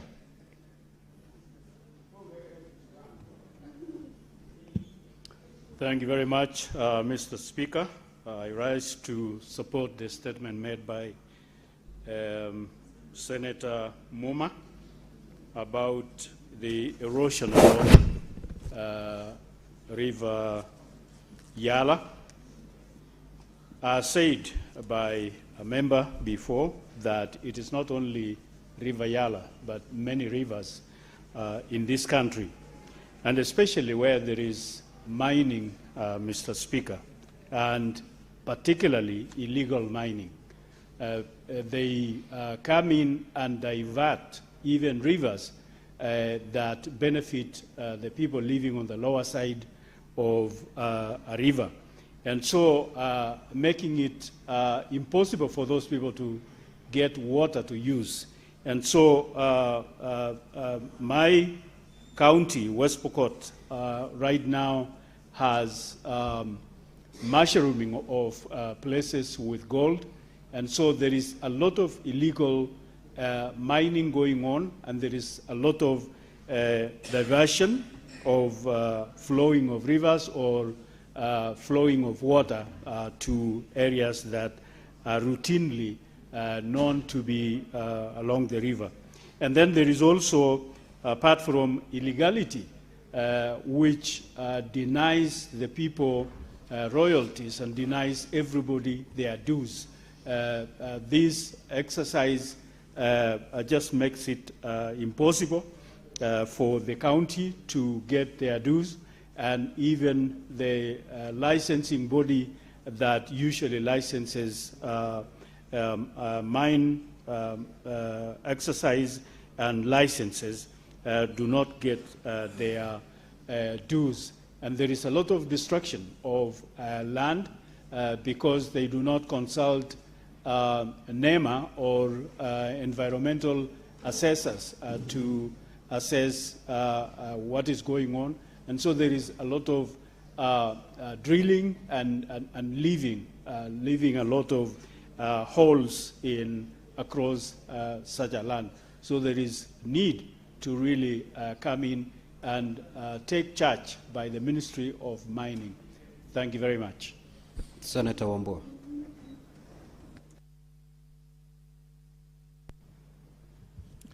I thank Mr. Speaker. Mr. Speaker, I want to make comments on statements made by Senator Muma and Senator Montet on the issue of pollution of rivers. Mr. Speaker, if you look at the statements that have come to this House for the last 1 month in relation to the inability of NEMA to get their act right, Mr. Speaker, there is a big problem. A big problem that, Mr. Speaker, remember, we even pushed for a commitment from the Committee on Lands and Environment to bring the Director General of NEMA here to a committee of the whole House so we can have conversations. Because, Mr. Speaker, I can assure you that every senator seated here, there's serious pollution happening at their homes, in their rivers, or in their environments, Mr. Speaker. Mr. Speaker, what I wanted to say in relation to those two statements, that, Mr. Speaker, you use the authority of your chair. Now that the chair of Lands and Environment seems to be taking his time to use the authority of the chair to direct, or perhaps the chair of the liaison committee, to direct that the DG for NEMA appears before this House and we address issues of environmental degradation under the watch of the NEMA institution, Mr. Speaker. Mr. Speaker, that's what I want to say. Senator Wamatinga. Thank you very much, Mr. Speaker. Sir, I want to support the statement sought by Senator Catherine Muma. Indeed, Mr. Speaker, over the last 63 years, we've seen mining of our precious minerals, and with it has also been a very destructive and massive degradation of our environment. Mr. Speaker, as a House, I think we have an obligation, political and moral, and we must take it upon ourselves, Mr. Speaker, to emphasize the importance of coming up with a framework that will ensure that the future generation will find a piece of the cake that this country was endowed with naturally. That, Mr. Speaker, sir, can only happen if we sit down and come up with a deliberate framework that will ensure that the exploitation of the minerals by the current generation will not deprive the future generation the opportunity to enjoy the same kind of environment that we're enjoying today. Mr. Speaker, be it gold mining, sand mining, or even stone mining, Mr. Speaker, it is an eyesore if you walk across the country and you see pits that have been left by mining companies, and other than the destruction, Mr. Speaker, there is nothing to show off, Mr. Speaker. How I wish, Mr. Speaker, that 63 years ago we did set aside a sovereign fund that could have collected some of the dividends so that the future generation can use the same to ensure that, or to at least enjoy the fruits of what the natural resources this country has. Mr. Speaker, sir, it is the obligation of us all as readers, and specifically so the senators, who should be protecting devolution and with it the land that is a devolved function, Mr. Speaker, to ensure that we put in place mechanisms to ensure that the laws that are in place, Mr. Speaker, are light-free, enforced, not only by the foreign companies, but also by the local companies, Mr. Speaker. Mining, Mr. Speaker, is one of the resources that we have that is not renewable.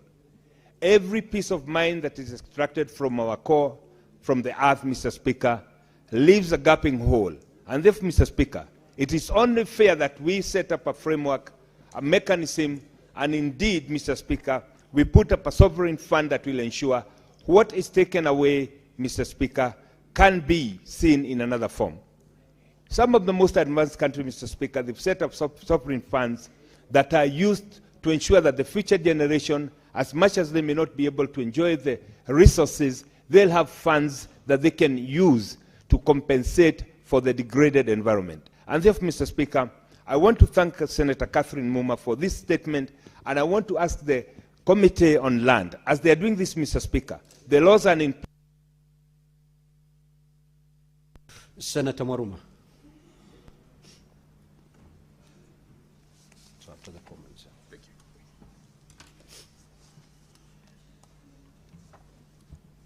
Asante Mheshimiwa Spika kwa hii fursa umenipa ili kuchangia taarifa iliyoletwa na Senator Chimera Raphael kuhusu miradi ya maji katika maeneo ya Mgalani, Kilibasi na Macnan Road.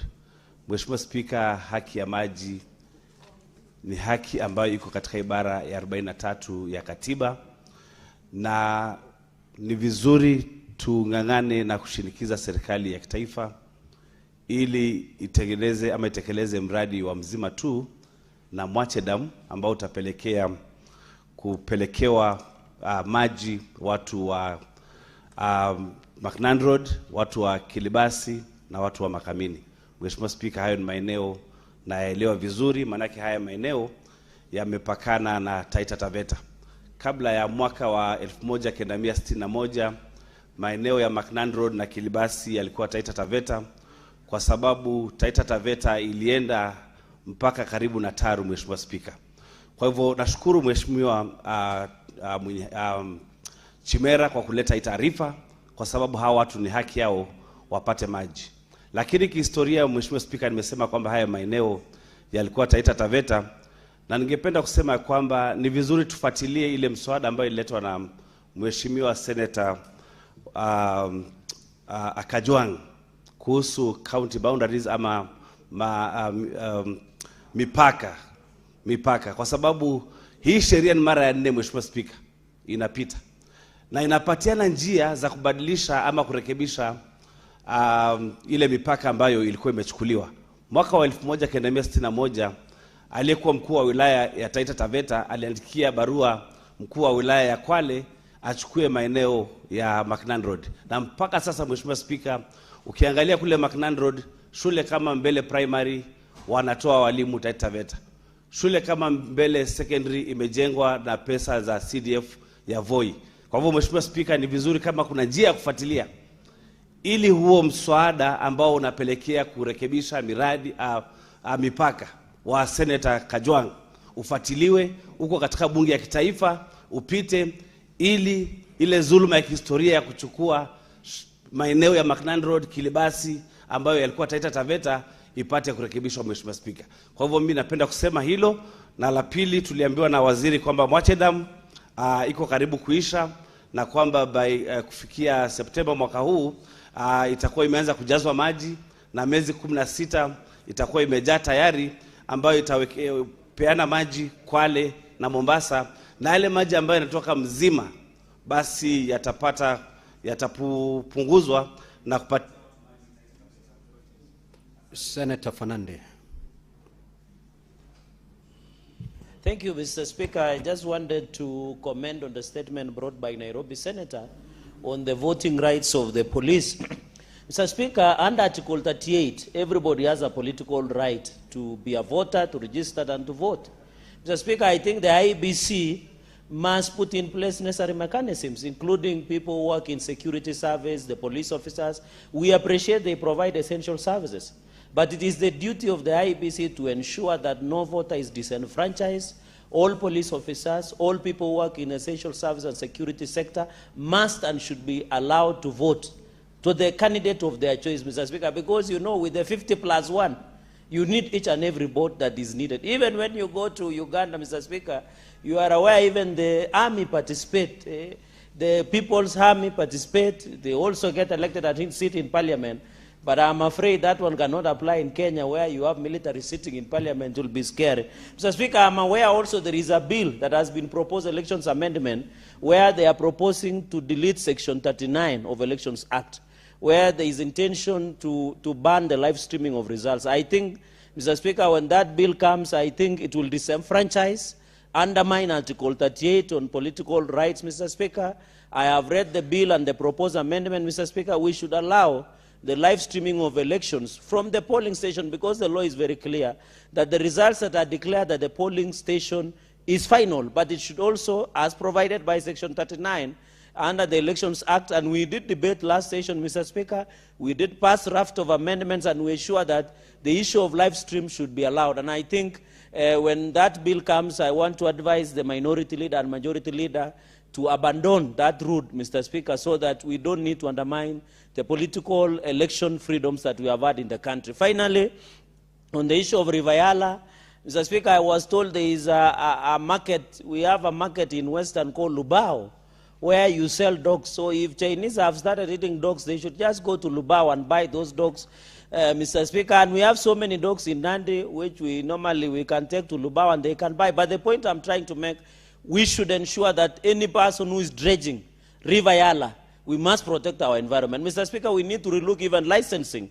The NEMA, their role, who allowed them to do the dredging of the river, Mr. Speaker. It is undermining the environmental, and we are in the issues of climate change, Mr. Speaker. You are aware, with the current event of climate change, it is becoming a problem. Mr. Speaker, the River Yala must be protected, and we hope the Ministry of Mining, where CS Hassan Joho, I expected him to appear today, but I'm told unfortunately he didn't make it, Mr. Speaker.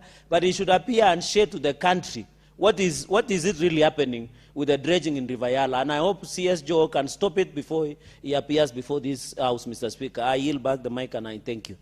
Senator Ogola.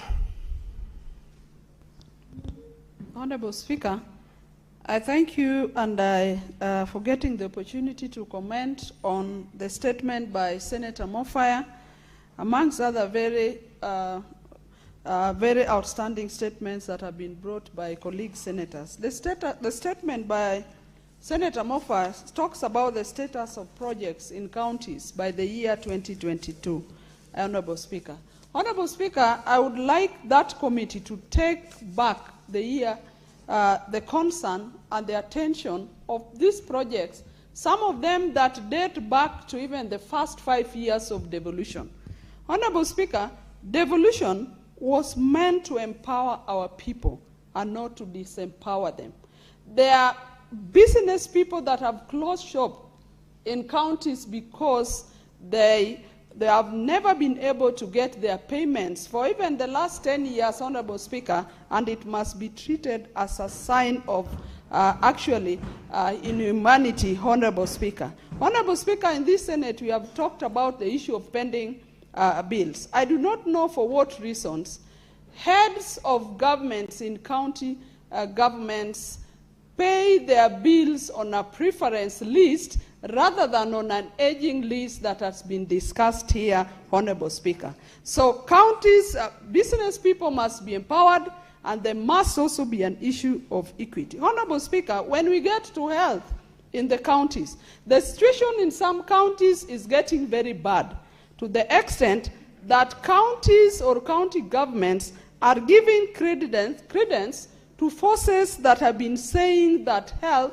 should be brought back to national government. As a Senate, we sit here to empower counties, but what they do with some of these sectors is clawing back on the gains that we have made, Honorable Speaker. Honorable Speaker, last night I had a patient at Kenyan National Hospital. I was at the hospital up to around 4. And I want to tell this House, for the doubting Thomases, that SHA is working. Honorable Speaker, and I can give evidence. I saw patients that had a lot of relief. One of them that was near me, that was a very disparate patient that had been brought from Homa Bay County, and I saw with my own eyes, Honorable Speaker, as they got a relief by SHA paying their bills. So, Honorable Speaker, for people who say SHA is not working, let them go to hospitals, let them visit patients. All we can say is that let us discuss what is not working, but overall, SHA is working, and I can give a list of patients that I saw. Honorable Speaker, on the statement by Senator Muma, Honorable Speaker, the issue of mining is Senator Wakoli.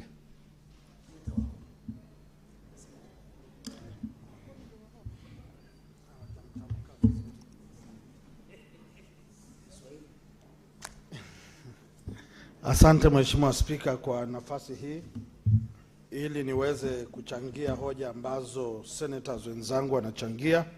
Ya kwanza ni hoja ya wale wachimba madini katika eneo la magharibi mwa Kenya. Mheshimiwa Spika, ningependa serikali iweze kunukuu mwelekeo wa Rais wa Marekani Donald Trump pale ambapo ameweza kuweka fedha nyingi ambazo anatozwa wawekezaji kama hawa wagushi ambao wanakuja kupora mali asili ya Wakenya.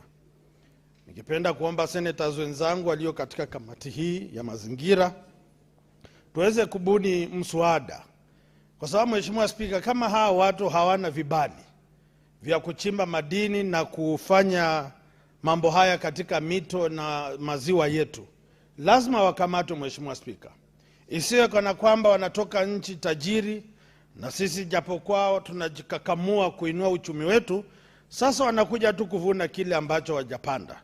So naungana na Senator Boni Khalwale na maseneta wengine kwamba haki lazima itendeke kwa Wakenya, na kwamba tukinyamaza, Mheshimiwa Spika, siku za alafu tutaweza kuhukumiwa na Wakenya. Hoja nyingine ambayo naweza kuunga mkono Senator Ogola ambaye amesema kwamba sekta ya afya, Mheshimiwa Spika, ni sekta ambayo lazima tukae ange na tuwe makini sana. Mheshimiwa Spika, baadhi ya zahanati ambazo zimo katika magatuzi zetu zinayumba. Mheshimiwa Spika, kule kwangu zahanati ya Kabula ambayo ubalozi wa Japan uliweza kutoa pesa nyingi, lakini kwa sababu pesa ni tamu na wengi wangependa kuchovya asali, Mheshimiwa Spika, waliweza kupatikana na mradi huo ukasitishwa. Lakini tutaenda kuwatembelea ubalozi huu ili waliokuwa na mate mengi waweze kufurushwa ili mradi uendelee. Hospitali nyingine, Mheshimiwa Spika, ambayo lazima pia niseme ni hospitali ya Nangili na hospitali ya Mchi kule Bungoma. Kile ninasema tu lazima ugatuzi utetewe, na kesho ni kuwakaribisha Wakenya watazame moja kwa moja kutoka hapa majengo ya Senate tutakapokuwa tunatoa msimamo na mwelekeo wa uchapakazi wa magatuzi yetu. Magavana wakubali matokeo, na pale kuna makosa warekebishe, na wasiporekebisha tutapambana na wao. Asante Mheshimiwa Spika, na Mungu awabariki. Senator Catherine Muma. Thank you, Honorable Speaker, for the opportunity to comment. Because of the time, I would want to comment on the statement by the Senator for Nairobi, Senator Sifuna, on the right of police officers to vote. Honorable Speaker, even as the JLAC looks at this statement, I would request that the JLAC expands this mandate to look at ways in which many citizens are not facilitated to vote. Honorable Speaker, Article 38(3) makes it clear that every citizen has a right to be registered as a voter and to cast their vote during elections. The police officers are the officers and other essential workers usually don't get to vote. Honorable Speaker, it is because the IEBC has not been innovative enough to come up with a way in which every citizen right can be exercised in Article 38(3). So we are requesting that the IEBC thinks out of the box. This voting can be electronic, wherever they are. It can be early voting, but we must allow every citizen, including those providing essential services and want to cast votes, to be able to vote. Honorable Speaker, there are other ways in which voting is curtailed. Through non-issuance of IDs for persons who are eligible, but for one reason or other, sometimes including political reasons, the ID issuance is actually curtailed. I would want to ask that the Registrar of Persons Office of the President must facilitate every citizen who is eligible to vote and to actually be able to get the ID. Another way of curtailing access to voting is failure to facilitate voter registration. And I would like the JLAC to find out from IEBC whether they are doing equitable or equal facilitation of voter registration kits in all regions. Are they making it easier for some regions than other? That has been a political practice in this country that needs to stop. We need to register every person who's eligible to register. Honorable Speaker, when the Constitution was being made, one of the things that I regret we did not put in place was that to make voting compulsory. I was one of those who felt we should make voting compulsory and come up with a system that makes you automatically able to get an ID and to be able to vote when the time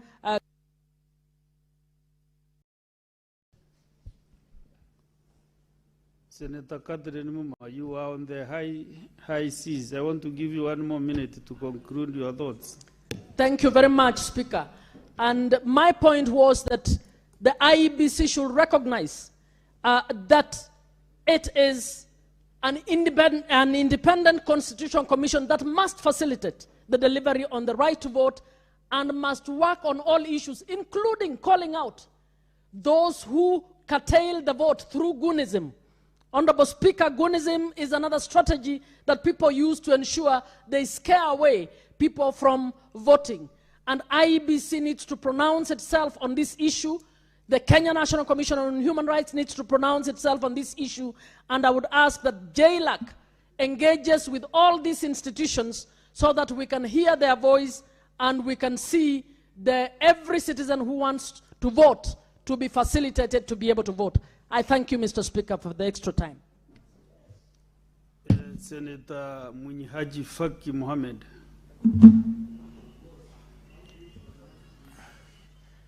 Thank you, Mr. Speaker, for giving me this opportunity. First of all, Mr. Speaker, there are the issues relating to pollution of our rivers and water resources. As a committee, we have taken up the issue, and we were waiting for the budget to be opened up so that we can be able to move and visit some of these places. In fact, we have arranged to visit Athi River in the next 2 weeks from the 17th, Mr. Speaker. The other places like Wajir, of course, we shall also visit, but it will also depend on the budget that is allocated to our committee.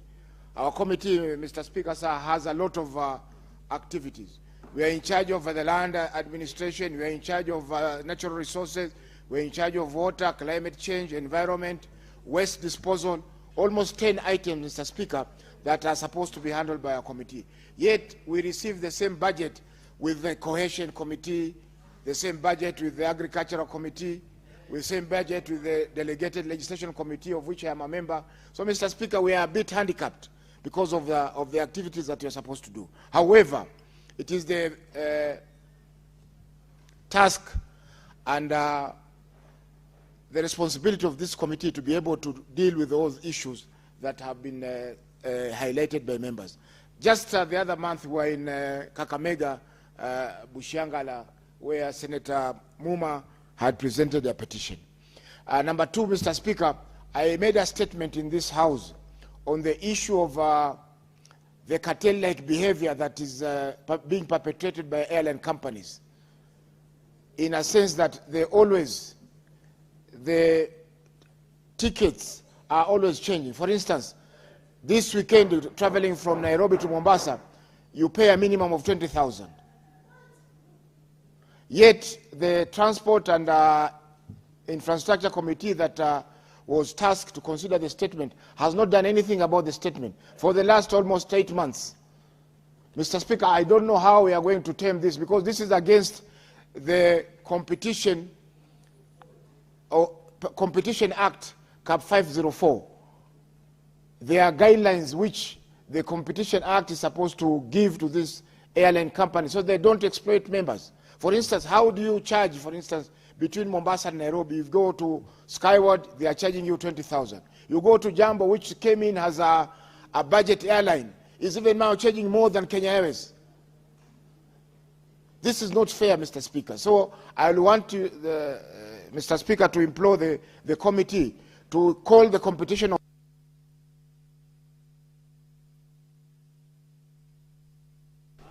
Now that you're around Senator Catherine Muma, you might think maybe I'm doing some favors to the lady. Yes, and Mr. Speaker, Senator Muma was my classmate. Okay. 1 minute. We are Bazma. So, Mr. Speaker, I was saying that we need, the Committee of Transport needs to summon the Competition Authority, to summon the airline companies, to summon Kenya Civil Aviation Authority, so that we can address these issues once and for all. We cannot be exploited. Every time the school closes, the air tickets go up.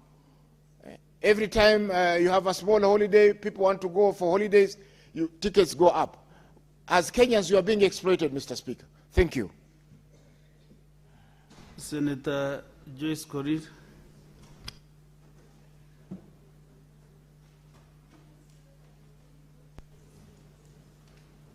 Thank you very much, Honorable Speaker, for giving me the chance also to speak on a number of statements that has been raised by the honorable colleagues.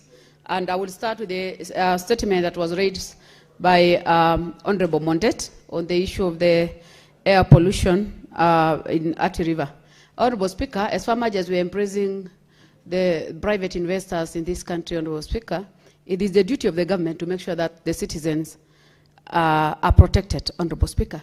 By so saying, Honorable Speaker, I know for an investor to establish any factory, Honorable Speaker, there are a number of requirements that are supposed to be observed for them to be able to start the business.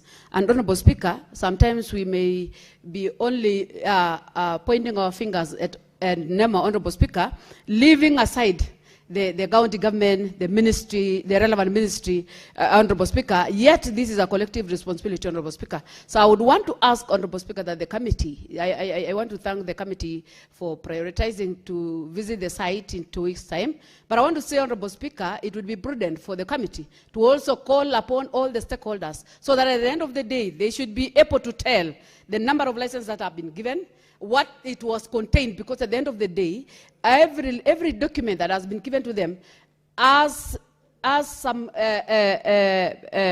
measures that they are supposed to follow, Honorable Speaker. So these are some of the things that they need to critically check, so that at the end of the day, the government makes sure that we are not biased on giving them the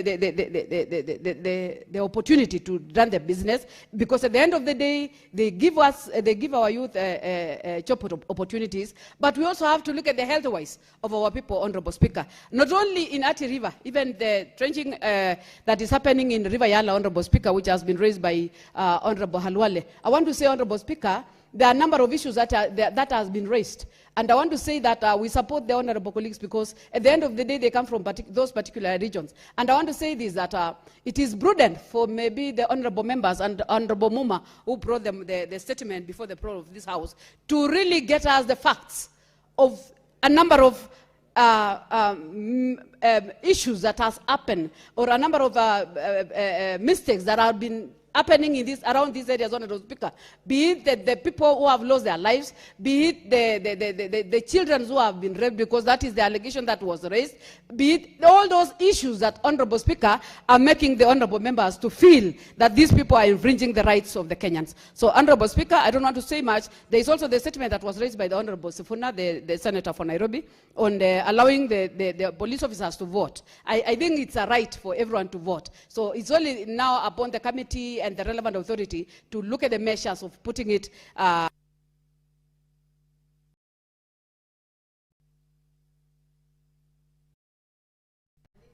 Commissioner, 1 more minute.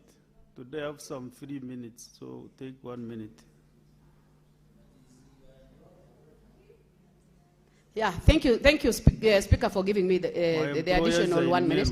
I just want to say that it is the duty of the relevant, that is the high EPC, the committee of this House, to look at it and expand to an extent that they give room to anybody who is not voting, and even those who are outside the country, so that at the end of the day, we can have a collective document that is going to address all these issues that are affecting our Kenyans. Thank you.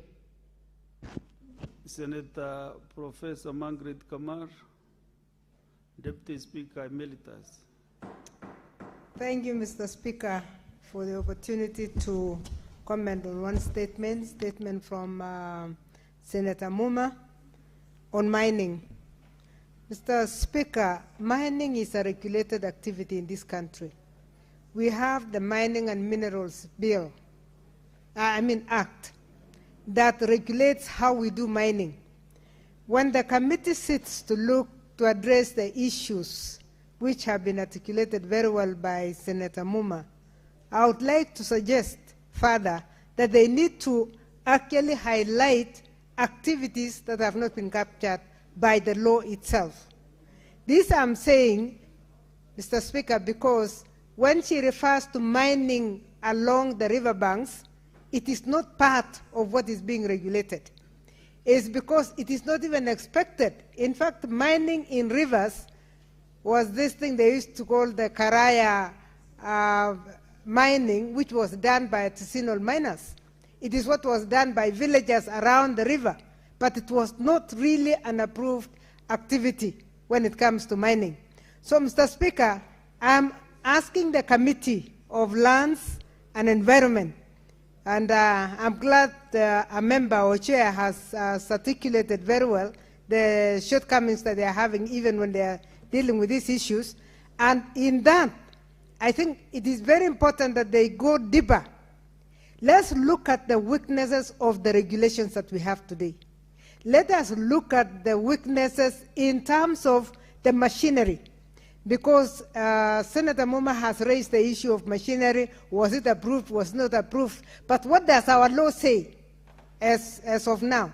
Does the law allow any machine to be used, or is it illegal? If it is not, then we need to bring that one to the regulation also. We need to go back to the law and do amendments. So my request for the committee is that as they look at the very issues that have been raised by the member, that they go further and they go deeper, so that if there is need to amend the law that we have, the Minerals and Mining Bill, let us amend it to make sure that we capture everything. The issue of artisanal miners has been another issue, because artisanal miners have a right just by being neighbors to wherever the mining is taking place.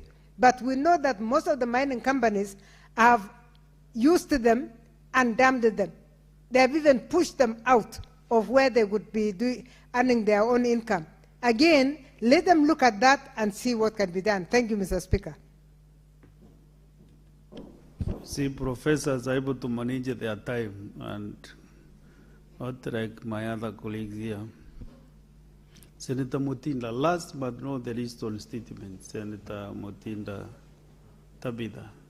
Thank you, Mr. Speaker. And I would like to put my views on two statements very quickly.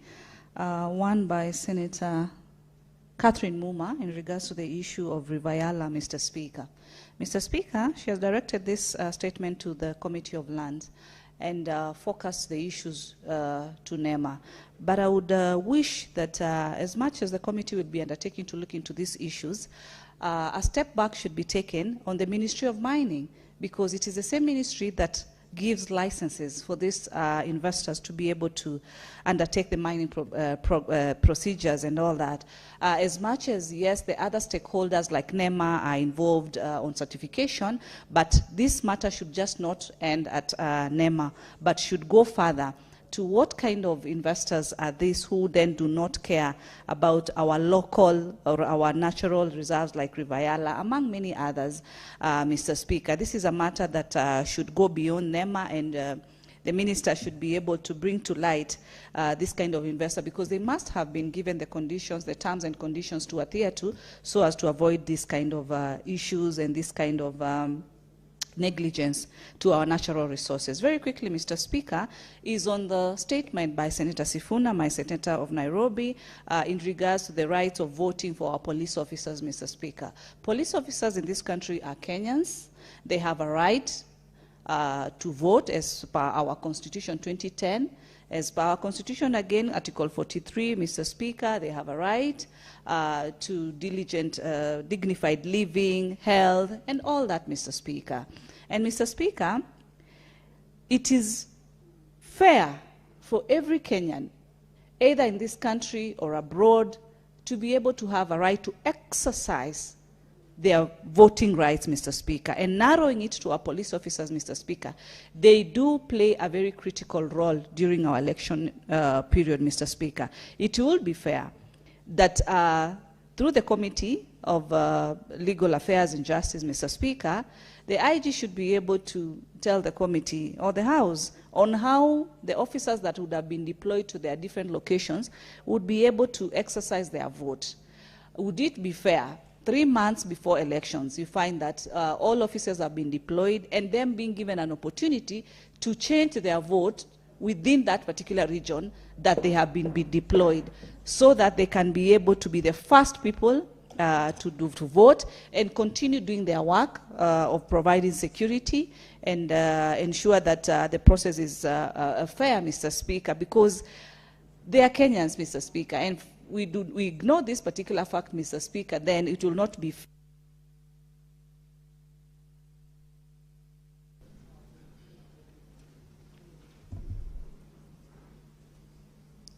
Senator Moses Kajwang, you have a petition to present to the Senate. Proceed.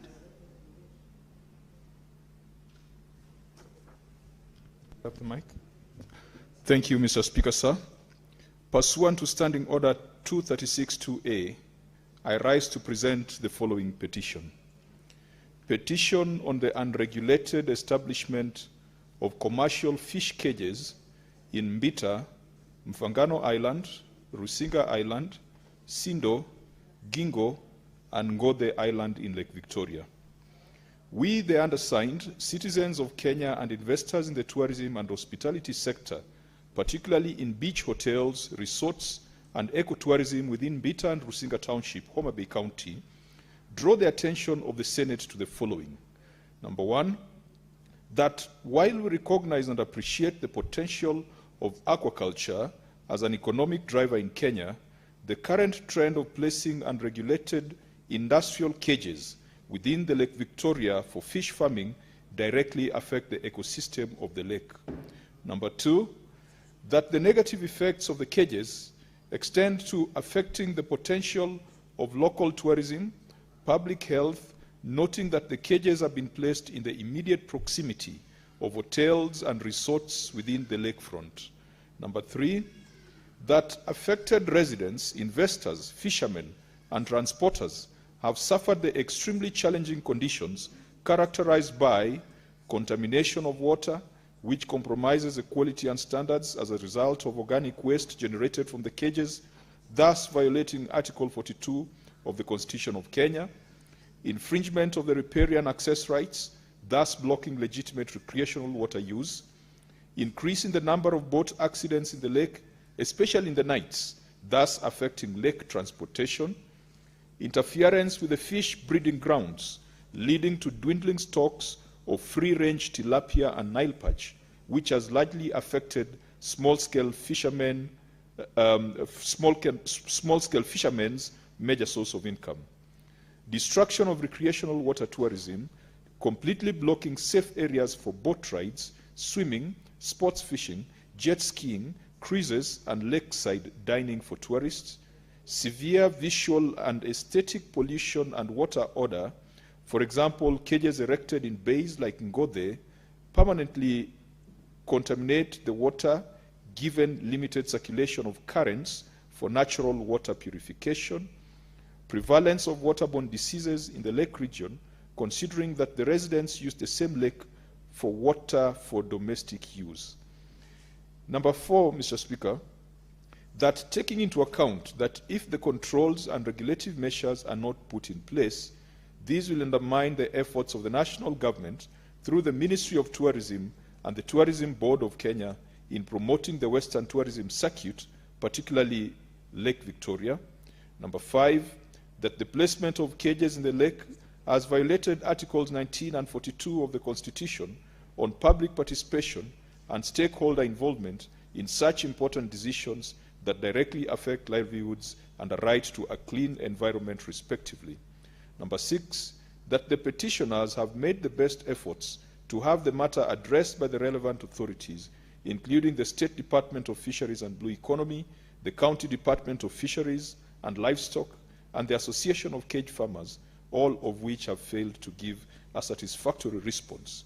And number 7, that none of the issues raised in the petition are pending before any court of law, constitutional or legal body. Therefore, wherefore, your humble petitioners pray that the Senate investigates the matter with a view to, number 1, examining the current approval process and regulatory requirement governing the setting up of commercial fish cages in Lake Victoria.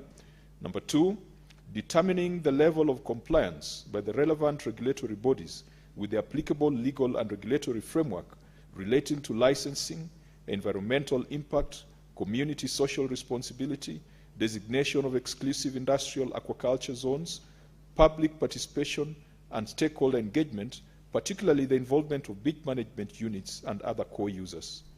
Prayer number 3, assessing the effects of unregulated fish cage farming with a view to recommending the removal or relocation of all fish cages currently anchored in front of licensed beachfront hotels, resorts, public water transport routes, and public beaches where such installations have obstructed public water transport, access to recreational services, and public beaches. Prayer number 4, reviewing the existing zoning framework and recommending the strengthening or amendment of the legislative or regulatory framework governing aquaculture activities in Lake Victoria.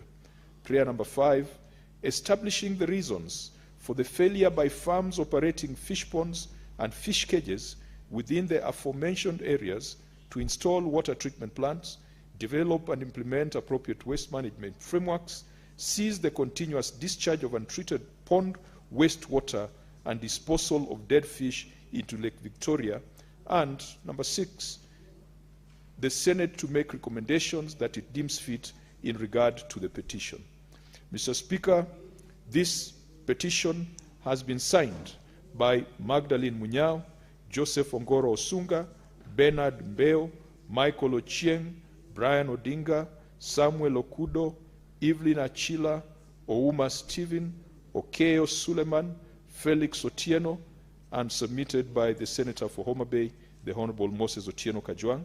And Mr. Speaker, Pursuant to Standing Order 236-4, I lay the petition on the table of the Senate. Thank you, Mr. Speaker.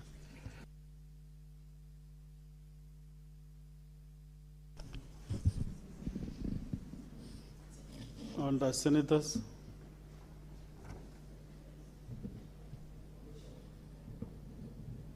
Honorable Senators, pursuant to Standing Order 2.81, I commit the petition to the Standing Committee on Agriculture, Livestock and Fisheries. In terms of Standing Order 2.82A, the committee is required in not more than 60 calendar days from the time of the reading the prayer to table its report in the Senate for consideration. Thank you.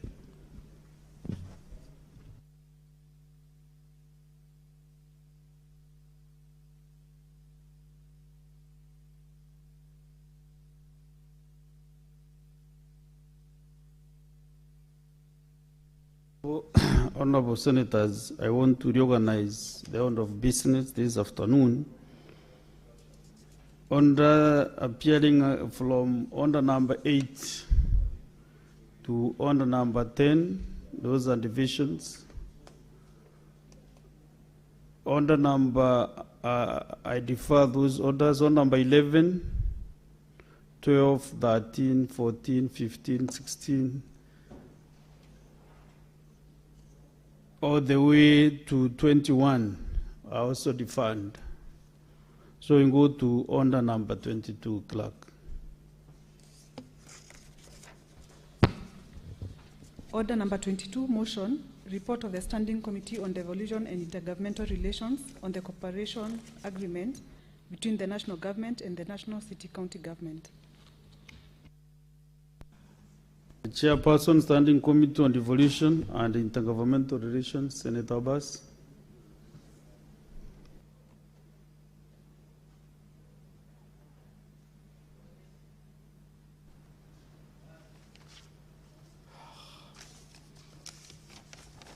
Thank you, Honorable Speaker. Honorable Speaker, I want to move a motion on the report of the Standing Committee on Standing Committee of Devolution and Intergovernmental Relations on the cooperation agreement between the national government and the Nairobi City County. That the Senate adopts the report of the Standing Committee on Devolution and Intergovernmental Relations on the cooperation agreement between the national government and Nairobi City government, laid on the table on the Senate on Wednesday 15th. Chairperson, approach the table first, then you proceed.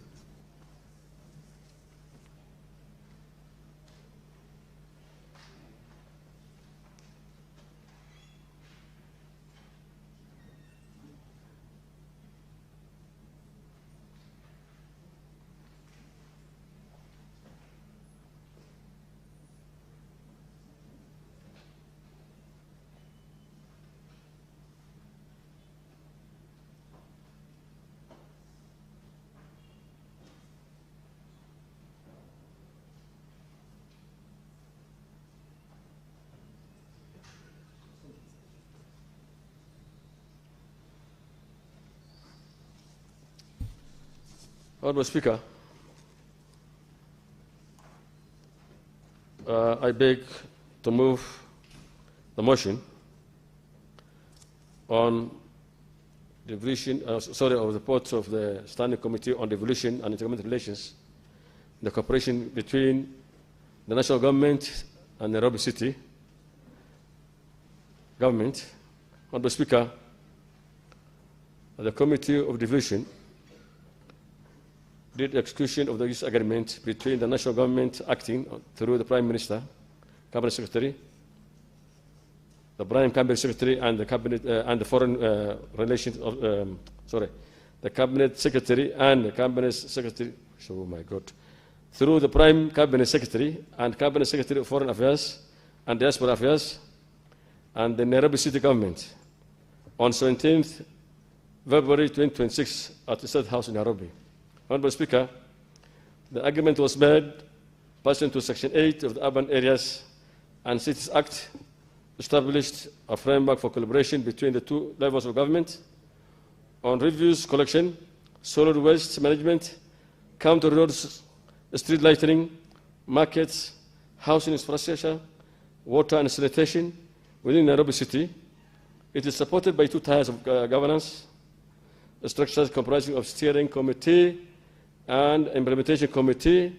Consequently, the committee resolved to invite the governor of Nairobi and the cabinet secretary, the prime cabinet secretary, to deliberate on the agreement and report back to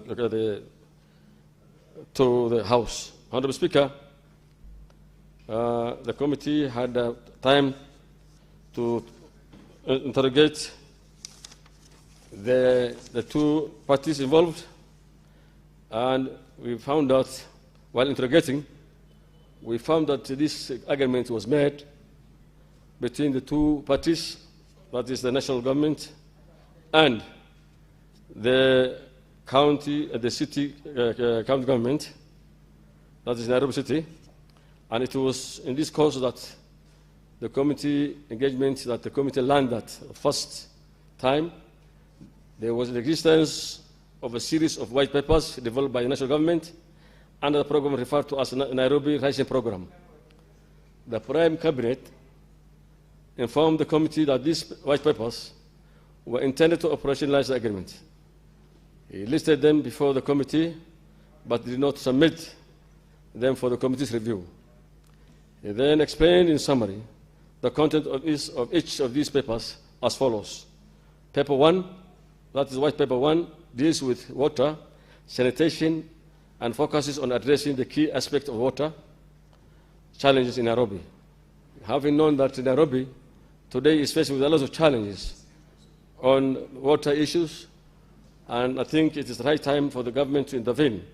For as this being that one of the, a city, the White House is even foreign diplomats.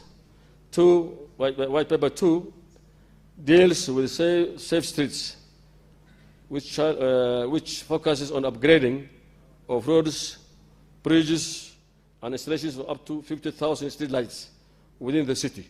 Now, Honorable Speaker, as you have seen, Nairobi is actually having a lot of challenges in lightning, and most part of the city is actually experiencing darkness, and of late, insecurity has risen up, and therefore, one of the issues to be addressed in this agreement was lightening of the city.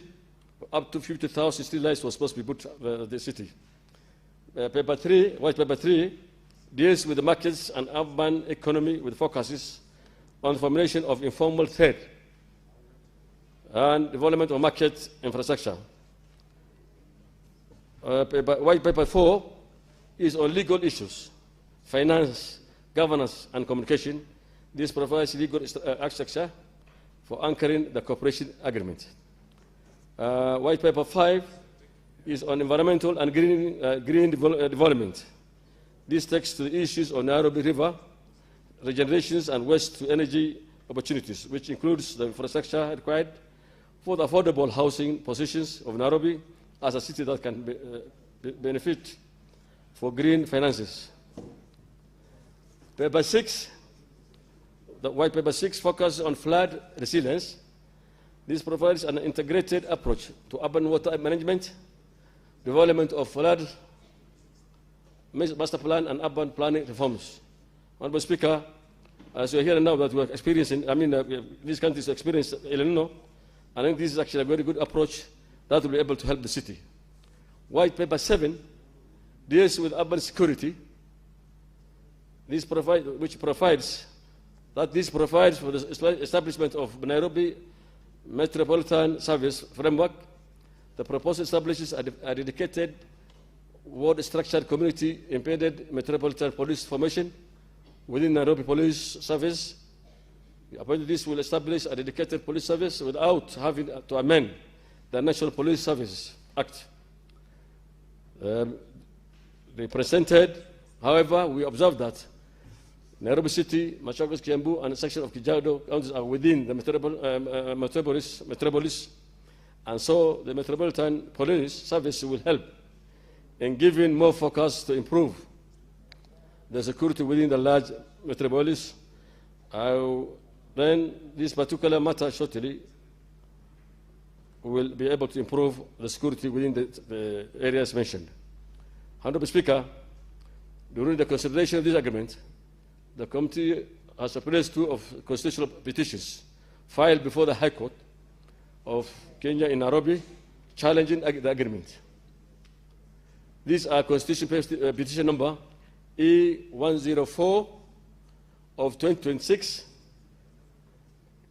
by Christine Kadhoni and Anor versus Council of Governors and Office of the Auditor General, and 12 others, in which the Senate is sued as the 6th respondent, and the constitutional petition number E111 of 2026, Katiba Institute versus Governor of Nairobi, City County, and 4 others in which the Senate is enjoined as the second interested party.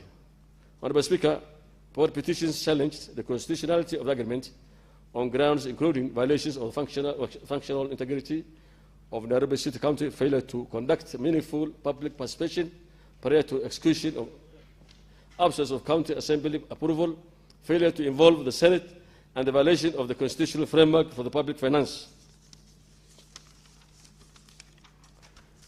Honorable Speaker, as a result of this, the committee found that the committee acknowledged that the Constitution contemplates and encourages cooperation between 2 levels of government. Article 6.2 establishes the national government and county government as distinct and interdependent, and requires that they conduct their mutual relations on the basis of consultation and cooperation. Article 189 gives practical expression of this principle. Honorable Speaker, the committee further recognized that the Section 6.5 of the Urban Areas and Cities Act imposes a mandatory obligation binding for 14 years on the 2 levels of government to enter into such an agreement in respect of the capital city. It is commendable that this obligation has now been acted upon. The committee acknowledges the legitimate policy rationale for structured collaboration, given Nairobi's unique status as the capital city and hosts the 150 diplomatic missions, international organizations, and other institutions of national and international importance. However, Honorable Speaker, having examined the agreement against the constitutional and statutory framework, the applicable comparative practice, and the submissions of the Governor and the Prime Secretary, the committee makes the following recommendation as set out in details under Chapter 4 of the report: that the cooperation agreement between the national government and the Nairobi City government be temporarily suspended, pending on the resolution by the parties on the issues arising from the committee's observation and analysis of agreement. 2, that the national government and Nairobi City government submit a report to the Senate within 60 days of the adoption of the report, indicating the progress made towards resolving the issues noted in Recommendation 1. Honorable Speaker, the committee arrived on above recommendation after establishing the following findings.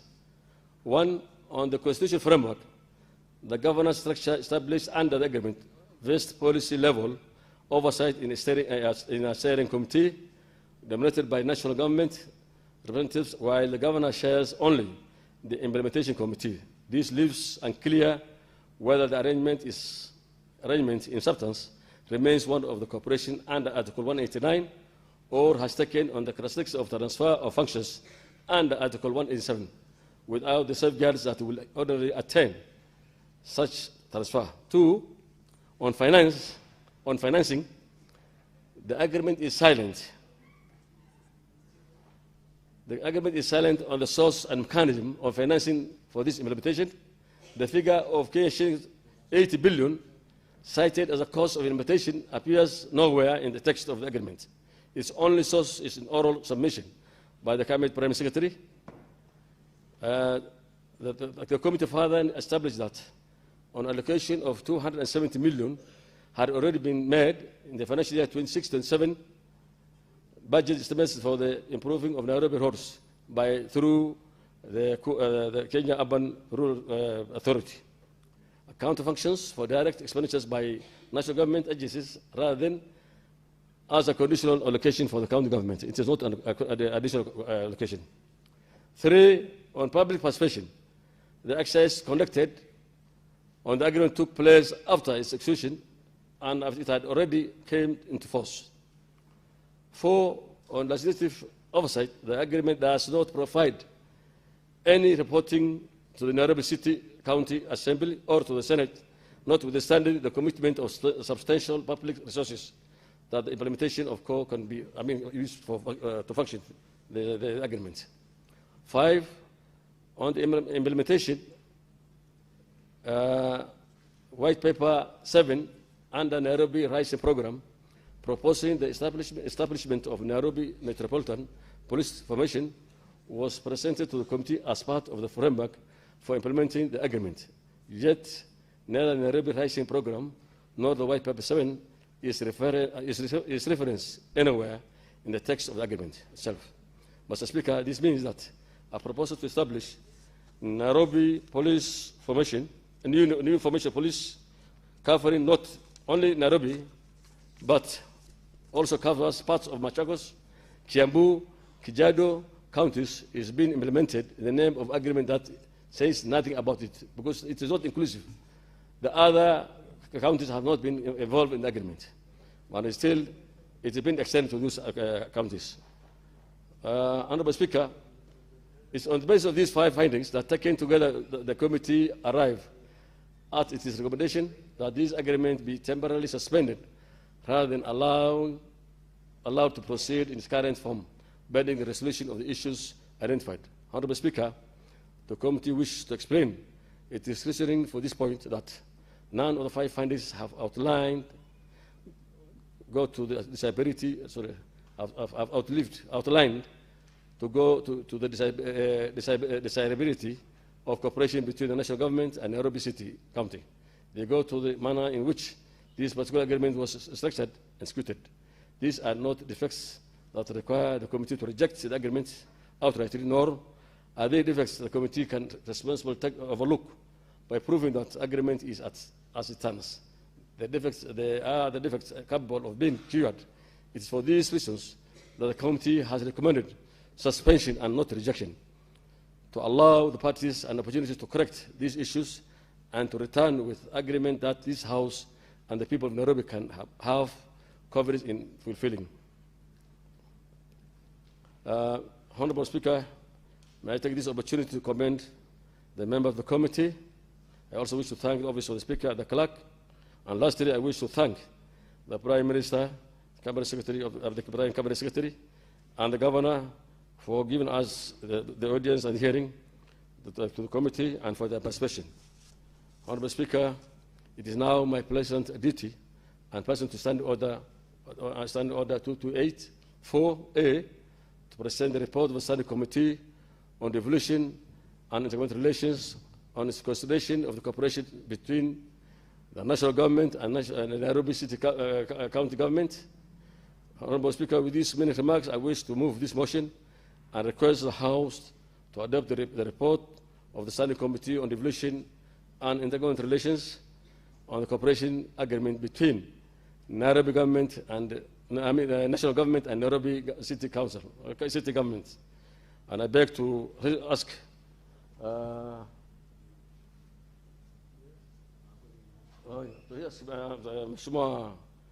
the Majority Speaker to second.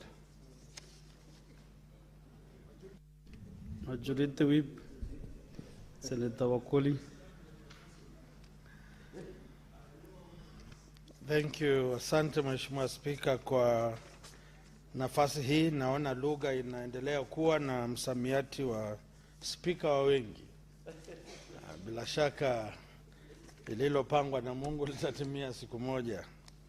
Mheshimiwa Spika, kuhusiana na ripoti hii katika kamati ya ugatuzi na mustakabali wa serikali ya kaunti na serikali kuu ya Nairobi, kuhusiana na mustakabali wa makubaliano kati ya serikali kuu na serikali ya kaunti ya jiji la Nairobi, ningeunga na ninaunga mkono kikamilifu yale ambayo kamati imeweza kuibua kuhusiana na makubaliano ambayo waliweza kuafikiana na serikali kubwa.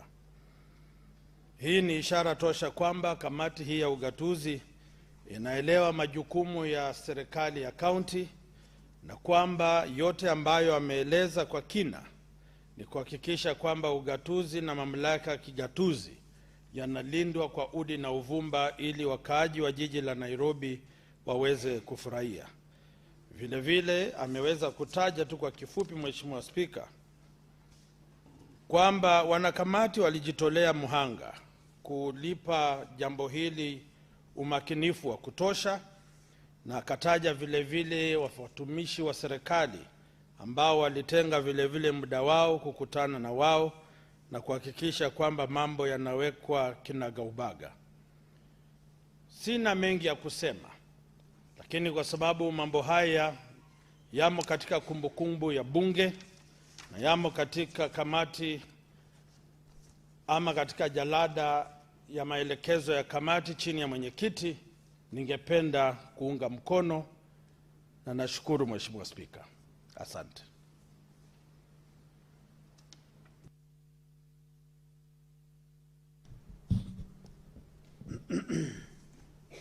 Honorable Senators, I propose the question that the Senate adopts the report of the Standing Committee on Devolution and Intergovernmental Relations on the cooperation agreement between the national government and the Nairobi City County government, laid on the table of the Senate on Wednesday, 15th July 2026. I now open the floor for debate. I start with the Senator Chalage Samson.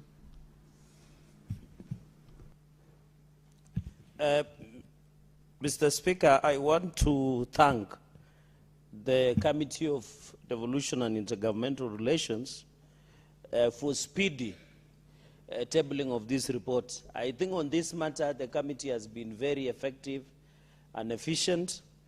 Mr. Speaker, I'll just make a few comments. I understand where the committee is in terms of whether this was under Article 189, Mr. Speaker, on cooperation between national and county governments, or whether they were transfer of functions under Article 187. Mr. Speaker, I've read the committee report, Mr. Speaker, and we know Nairobi is struggling with many challenges. You and me know that. Because by default, we are residents of Nairobi City County. The fact that, and the learner should understand that despite that we come from different counties, most of us work and live in Nairobi because the Senate prisons or Parliament prisons is where our work is. And we cannot operate on a monkey principle. Hear nothing, see nothing, say nothing about Nairobi City County. Because Nairobi City County is struggling. The Nairobi City County government and the governor had proposed in 2022 that it will work. But it looks like I work, Mr. Speaker, because whenever you drive around, and I understand where the national government is coming from, whenever you drive around the city, whether on official matters, whether during official hours or non-official working hours, Mr. Speaker, you will see how dirty the city is. The garbage is all over. In most of our estates, the street lighting is not working. The roads are in poor condition, even within the city, dilapidated and poor conditions. Mr. Speaker, the soft underbelly of Nairobi City County is normally exposed, especially when there are floods in this city. And there were projections that we might have El Nino rains in this country. And you saw during the unexpected floods, flash floods in the city, we lost Kenyans, Mr. Speaker, and we continue to condole and empathize with them because of the poor drainage network in this country. I have seen the tired argument by Nairobi City County and the governor that Nairobi is built on a swamp. Mr. Speaker, that argument is a fallacious argument that you should only be told to the birds, Mr. Speaker. Mr. Speaker, you know, if you read the book called, and I know Senator Omogeni might have done that, or Senator Kajwang, A Man of the People. There is what we call Chief Nanga and Odili, the story of Chief Nanga and Odili. Mr. Speaker, on the man of the people, where in that, the setup of that story is that everything was right. And you remember the story of Chief Nanga in A Man of the People, where he said everything was right, and he commended the president in that context, that he was the controller of the moon and the sun, because although the Chief Odili in A Man of the People are arguing that, Mr. Speaker, that there were many challenges. So it's equated to Nairobi. So, Mr. Speaker, I agree Nairobi has challenges, even in revenue collection, but we are lucky enough, myself and Senator, my chair, the distinguished Senator of Homa Bay, ranking member, that even in their own source revenue, they are missing target. The CRA projected that Nairobi should be collecting 63 billion, but they are only collecting 13 billion because of the many leakages. Mr. Speaker, the street lining, the roads, the garbage collection, and I understand because even the seat of government is in this city. The seat of presidency, both three arms of government, Mr. Speaker, which you lead, the parliament arm of government, the judiciary, the executive led by His Excellency the President. And if we have the vision of 2060, where President William Ruto is taking us to Singapore via Canaan, we must ensure we change the face of Nairobi City County. And by the way, this was the vision of Baba Raila Amolo Odinga. May his soul rest in peace, Mr. Speaker. And I know we are almost celebrating his anniversary. Mr. Speaker, we want when people come to visit Talanta, Raila Odinga Talanta Stadium in Ngong Road, they should be proud of it, Mr. Speaker. That is the vision that the President is talking about, 2060. If we want to achieve the vision 2060 as envisaged by the President, because the President is thinking about future generations, the prosperity of this country, unlike the disunited opposition who are thinking about the next election, they are talking about they don't have an agenda, Mr. Speaker. We must ensure Nairobi is brought to order, Mr. Speaker, because Nairobi is the face of Kenya. Mr. Speaker, when you learn in JKIA, and I'm happy there is going to be a new construction of 200 billion plus new airport, because when you land to Nairobi after traveling to Dubai International Airport, I'm told they are doing a new one, Mr. Speaker. When you travel to other airports like Jackson Hartsfield, is it Hartsfield in Atlanta? When you travel to Amsterdam, although that one is a bit old, Heathrow, among other international airports, when you land in JKI, Mr. Speaker, you are landing on a kiosk somewhere in Africa. So we must, even as we transform JKI, we transform the roads. This is the face of Kenya and Africa. Most people equate Kenya to Africa, Mr. Speaker. So Nairobi must be in the conversation of Vision 2060 on how we can transform Nairobi to be a good. Mr. Speaker, I know as protectors of devolution, if I say this, many people will find it discomfort, Mr. Speaker. Because even I think in the promulgation of this constitution, Nairobi City County should not have been a county. It should have been a metropolitan service being run by the national government. Because we have also international offices like United Nations headquarters in Gigiri, Mr. Speaker. This is a very strategic county or a city that should not be allowed to be run by individuals who don't have a vision of where Nairobi should be. Mr. Speaker, the issue of traffic gridlock, Mr. Speaker, we must agree that there are challenges in Nairobi City County. Mr. Speaker, I agree with the committee report that looking at the factors, because the President had proposed, because a reading of Article 189, there is a collaboration that is provided by Constitutional 2010, reading as Section 6 up to Section 9 on Urban and Cities Act, the law allows there should be a cooperation in terms of running over urban city, Mr. Speaker. You have to appreciate the issue of gridlock. The traffic management in this city is becoming a problem, Mr. Speaker, especially with the constructions that are happening of roads here in Valley Road, the one that is coming through Bunyala Road, Mr. Speaker, is still a big challenge, and even across the city, be it in estates and many others. So, Mr. Speaker, what Article 189 provided was the collaboration, and I think the commitment of His Excellency the President of 80 billion to assist in the running of Nairobi City was not an idle or in vain. Mr. Speaker, I know the committee has proposed a suspension of the implementation of that collaboration. I know there are many gray areas that the committee has pointed, like who will oversight, and I want to agree with them. In fact, the Prime Cabinet Secretary should also recommend that the 80 billion should be given as a conditional allocation to Nairobi City County. For two reasons, Mr. Speaker. One, to allow under Article 229 the proper audit by the Office of the Auditor General. And secondly, Mr. Speaker, to allow proper oversight, Mr. Speaker, because we only deal with two-term.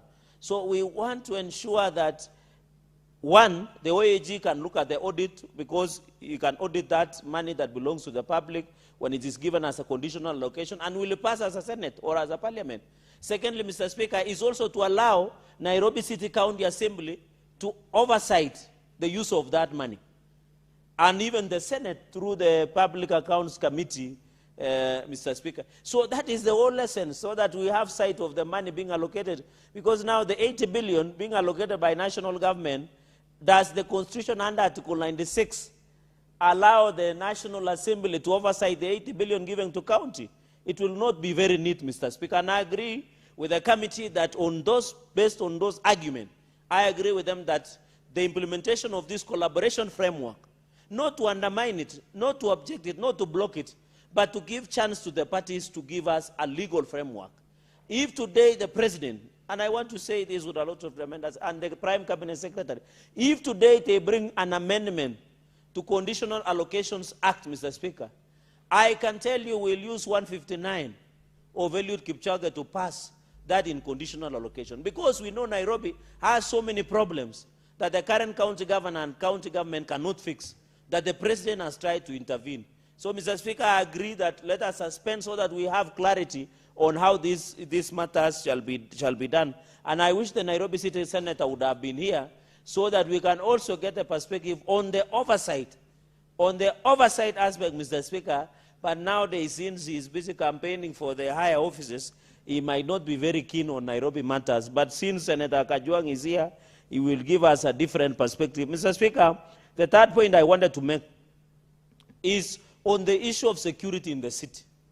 Mr. Speaker, you saw some parts of this city, somebody walking into a saloon and attacking women and stealing women from Chama. In fact, those thugs, and I saw he was a man. I'm not saying men are thugs or robbers, but they should be ashamed. How do you rob a woman? They should be ashamed, Mr. Speaker, those robbers. How do you rob a woman? Women are supposed to kupigwa na leso. They are supposed, Mr. Speaker, men are supposed to be providers. How do you go and take Chama money? The silk money that women are sitting to divide, 50,000 only, you go and threaten them with a robber went and threatened and, you know, and took the money away. That shows that there is laxity in security. And therefore, looking at the National Police Service Act, and I've read the National Service Police Act, Article 245, Mr. Speaker, on this I disagree with the committee because the Inspector General of Police have power to form the units.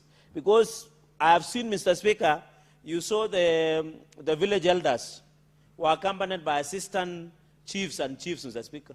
Are you aware your area assistant chief has been given Ngapu as Karikanga, National Government Administration Police Unit, that are now working around with the chiefs and assistant chiefs and ensure they fight the issues of Changa in the village or illicit brew, issues of insecurity, the issues of Nyumba Kumi, arresting people who are sleeping with other people's wives, the people who are domestic adulterers.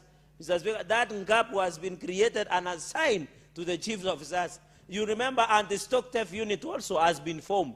You remember the diplomatic police unit has been formed. So the formation of Nairobi Metropolitan Police Service will assist in management of security of this city, Mr. Speaker. You have seen in situations nowadays you can make a phone call. There are robbers who are professional using motorbike rides. In fact, when I boarded a matatu, Mr. Speaker, when I was boarding a matatu here in town, Mr. Speaker, and I boarded, you are being warned. When you approach Uhuru Highway, you are being warned, close the window. Because somebody will snatch your phone. Even I saw in Roysambu, these people are daring. They snatch a phone from a traffic police officer.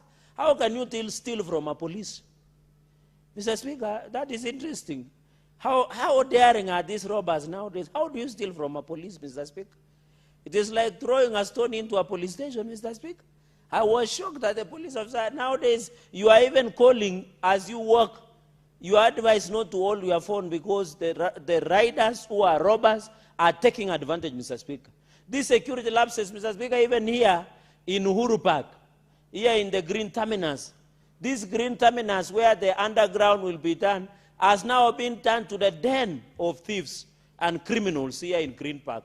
This terminal that was constructed next to interchange of here Expressway and Uhuru Park, Mr. Speaker. Here in Green Terminal, the criminals are there.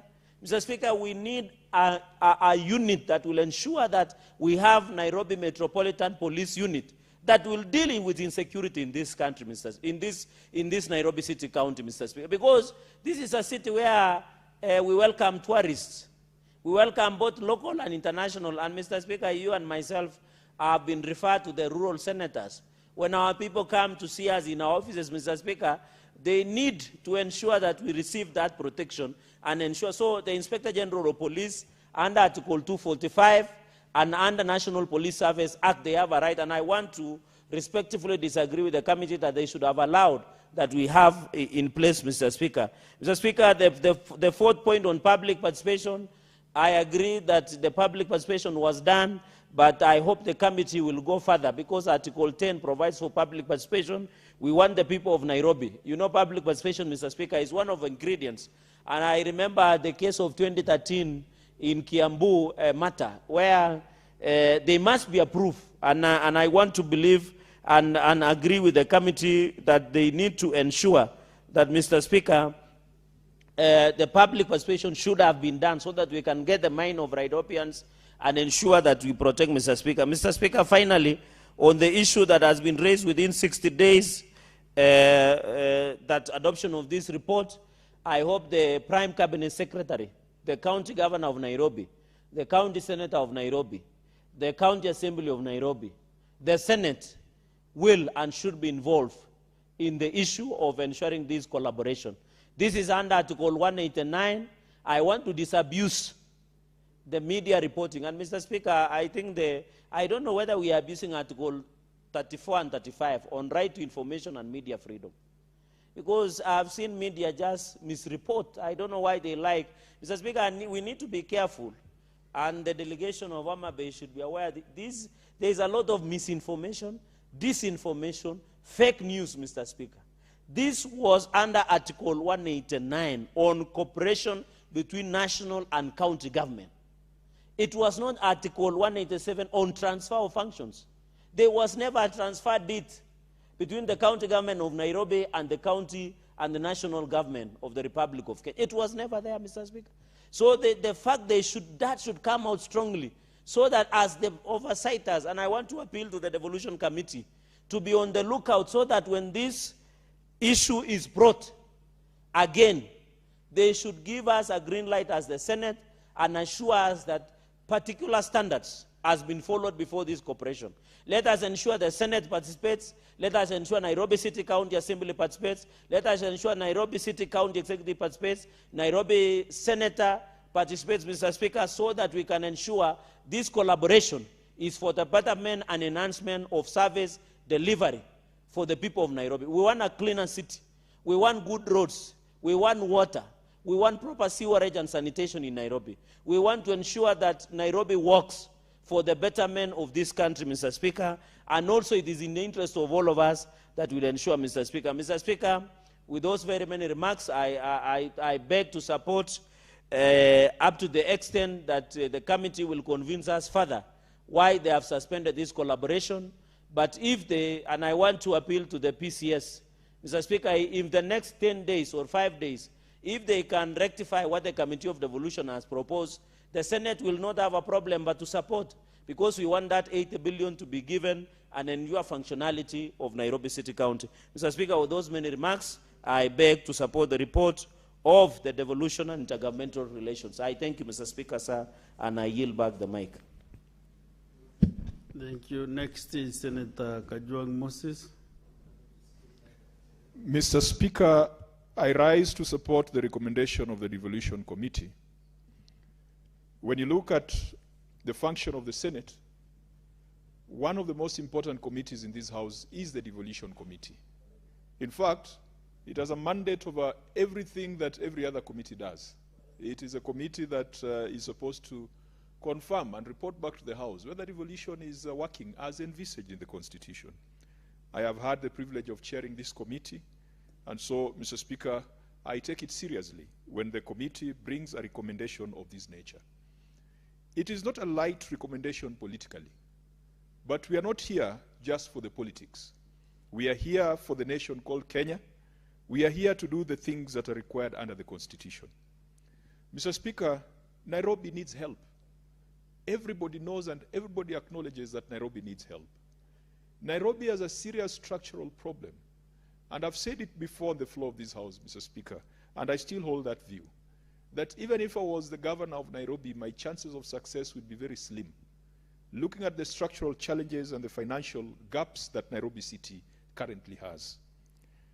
But for us to give Nairobi help, we need to do it within the parameters of the Constitution and the parameters of relevant statute.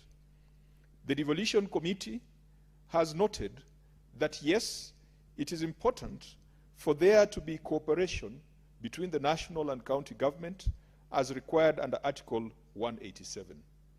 Indeed, the Constitution even allows transfer of functions as provided for. No, transfer is Article 187 and cooperation is Article 189.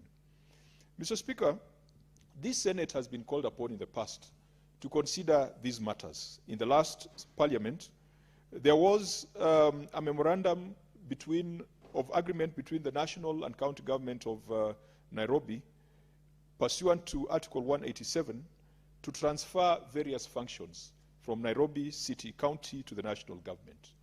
And Mr. Speaker, that particular matter generated a lot of heat. I do recall the then immediate former Deputy Speaker, even I think he was still Deputy Speaker, in the last Parliament, who is now the Deputy President of the Republic of Kenya, stood on the floor of this House and asked senators to ensure that we do the right things, asked senators to ensure that we observe the rule of law. Eventually, the matters went to court. The courts made a ruling that public participation in that kind of transfer was mandatory. The approval of the county assembly was mandatory. The approval of the Senate was mandatory. Unfortunately, the transfer of functions went on as if the decisions of the court were a mere suggestion. At that point in time, I was chairing the Devolution Committee, and so the challenge was thrown back to the Senate to come up with clear guidelines on transfer of functions for future cases. As a committee, we drafted certain amendments to the Intergovernmental Relations Act. Those amendments came to the House, but they came to the House a bit late. I do recall when I brought the amendments to the House, in fact, Senior Counsel Okongo Mogeni even suggested further amendments to the amendments that we had brought. But it was too close to election time, and so we were not able to provide clear prescriptive guidelines to counties and national governments to observe before they decide to transfer functions to the national government or vice versa. Mr. Speaker, as we speak, there's a lot of breach of the principles of the Constitution under Article 187. Functions such as housing have been transferred through the back door from county government to national governments without any intergovernmental agreement. Yesterday, Mr. Speaker, in the Energy Committee, we were with KETRACO asking them why they have taken a loan to solarize boreholes across the country, something which county governments have got the competence to do. Asking them why the government signed a $20 billion Kenya shilling loan for KETRACO to build mini-grids across counties, something which county governments can do.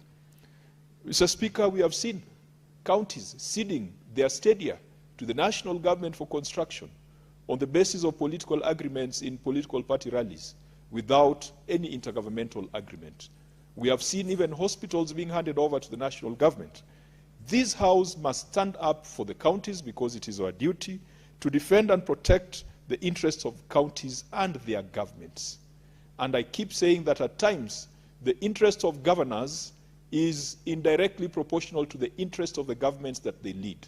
We must ensure that even if it is in the interest of a governor to have the national government build the hospital, build the stadium, build the market, or build the affordable housing, there must be an intergovernmental agreement binding the two parties. Mr. Speaker, the devolution committee tells us that let's freeze this agreement because it lacked public participation. Public participation was done after execution. Mr. Speaker, that's a mockery of all the provisions of law that put the people first.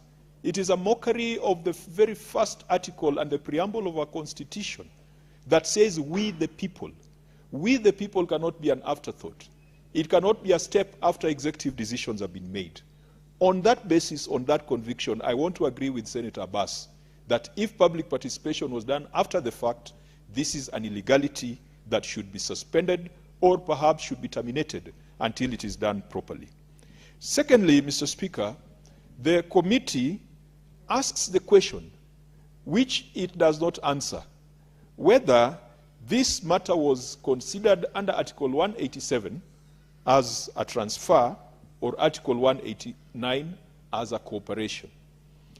Even if it was a cooperation under Article 189, Mr. Speaker, the trend, or if you look at other jurisdictions, and I think the committee has given us example of South Africa and Australia, that even if it was a cooperation agreement, the County Assembly of Nairobi ought to have been seized of the matter before it is executed.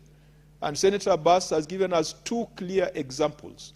What happens in South Africa with similar structures, what happens in Australia with fairly similar devolved structures, that yes, you can cooperate, you can come up with the draft deeds, you can come up with the draft memorandas, subjected to public participation, take it to the local council, which in this case is the Nairobi City County Assembly. If the Nairobi City County Assembly was not involved in this matter, Mr. Speaker, I agree with the devolution committee that this particular agreement should be stopped. If this was a transfer under Article 187, then the Senate ought to be involved. And so, Mr. Speaker, once we answer the question whether we are dealing with Article 189 or Article 187, this particular matter should be postponed. In any case, Mr. Speaker, we have not seen evidence that since this cooperation agreement was executed, that there is something that has been delivered of a tangible or of great tangible nature that would be jeopardized if there was a suspension to ensure that the right things are done. The devolution committee has also told us that the governance arrangements under this agreement favor the national government. You've got a steering committee, Mr. Speaker, that is chaired by someone from the national government. The Prime Cabinet Secretary chairs the steering committee. Then, and in that steering committee, Mr. Speaker, even though the governor sits there, he sits there with the county attorney and two other persons nominated by the governor. But the Prime Cabinet Secretary is accompanied by almost 5 cabinet secretaries and the Attorney General. The balance of power favors the national government. In the implementation committee, whereas it is chaired by the governor, there are 7 principal secretaries from the national government. There is a representative from the office of the president. There is the Solicitor General sitting in the implementation committee. The governor is only accompanied by the county solicitor and the county executive committee members. Mr. Speaker, that in itself looks like we are not just cooperating, we are doing a transfer. Due to that abnormal governance structure, Mr. Speaker, I want to agree with the committee that we should suspend this agreement. Finally, the committee has also indicated that funding and financing arrangements for this cooperation, or whatever mongrel it is, have not been made clear. Mr. Speaker, if you look at the functions that the two levels are saying they're going to cooperate on, it is 80% of the functions of the county government, from garbage collection, solid waste management, county roads, markets, water and sanitation, street lighting, housing infrastructure. The only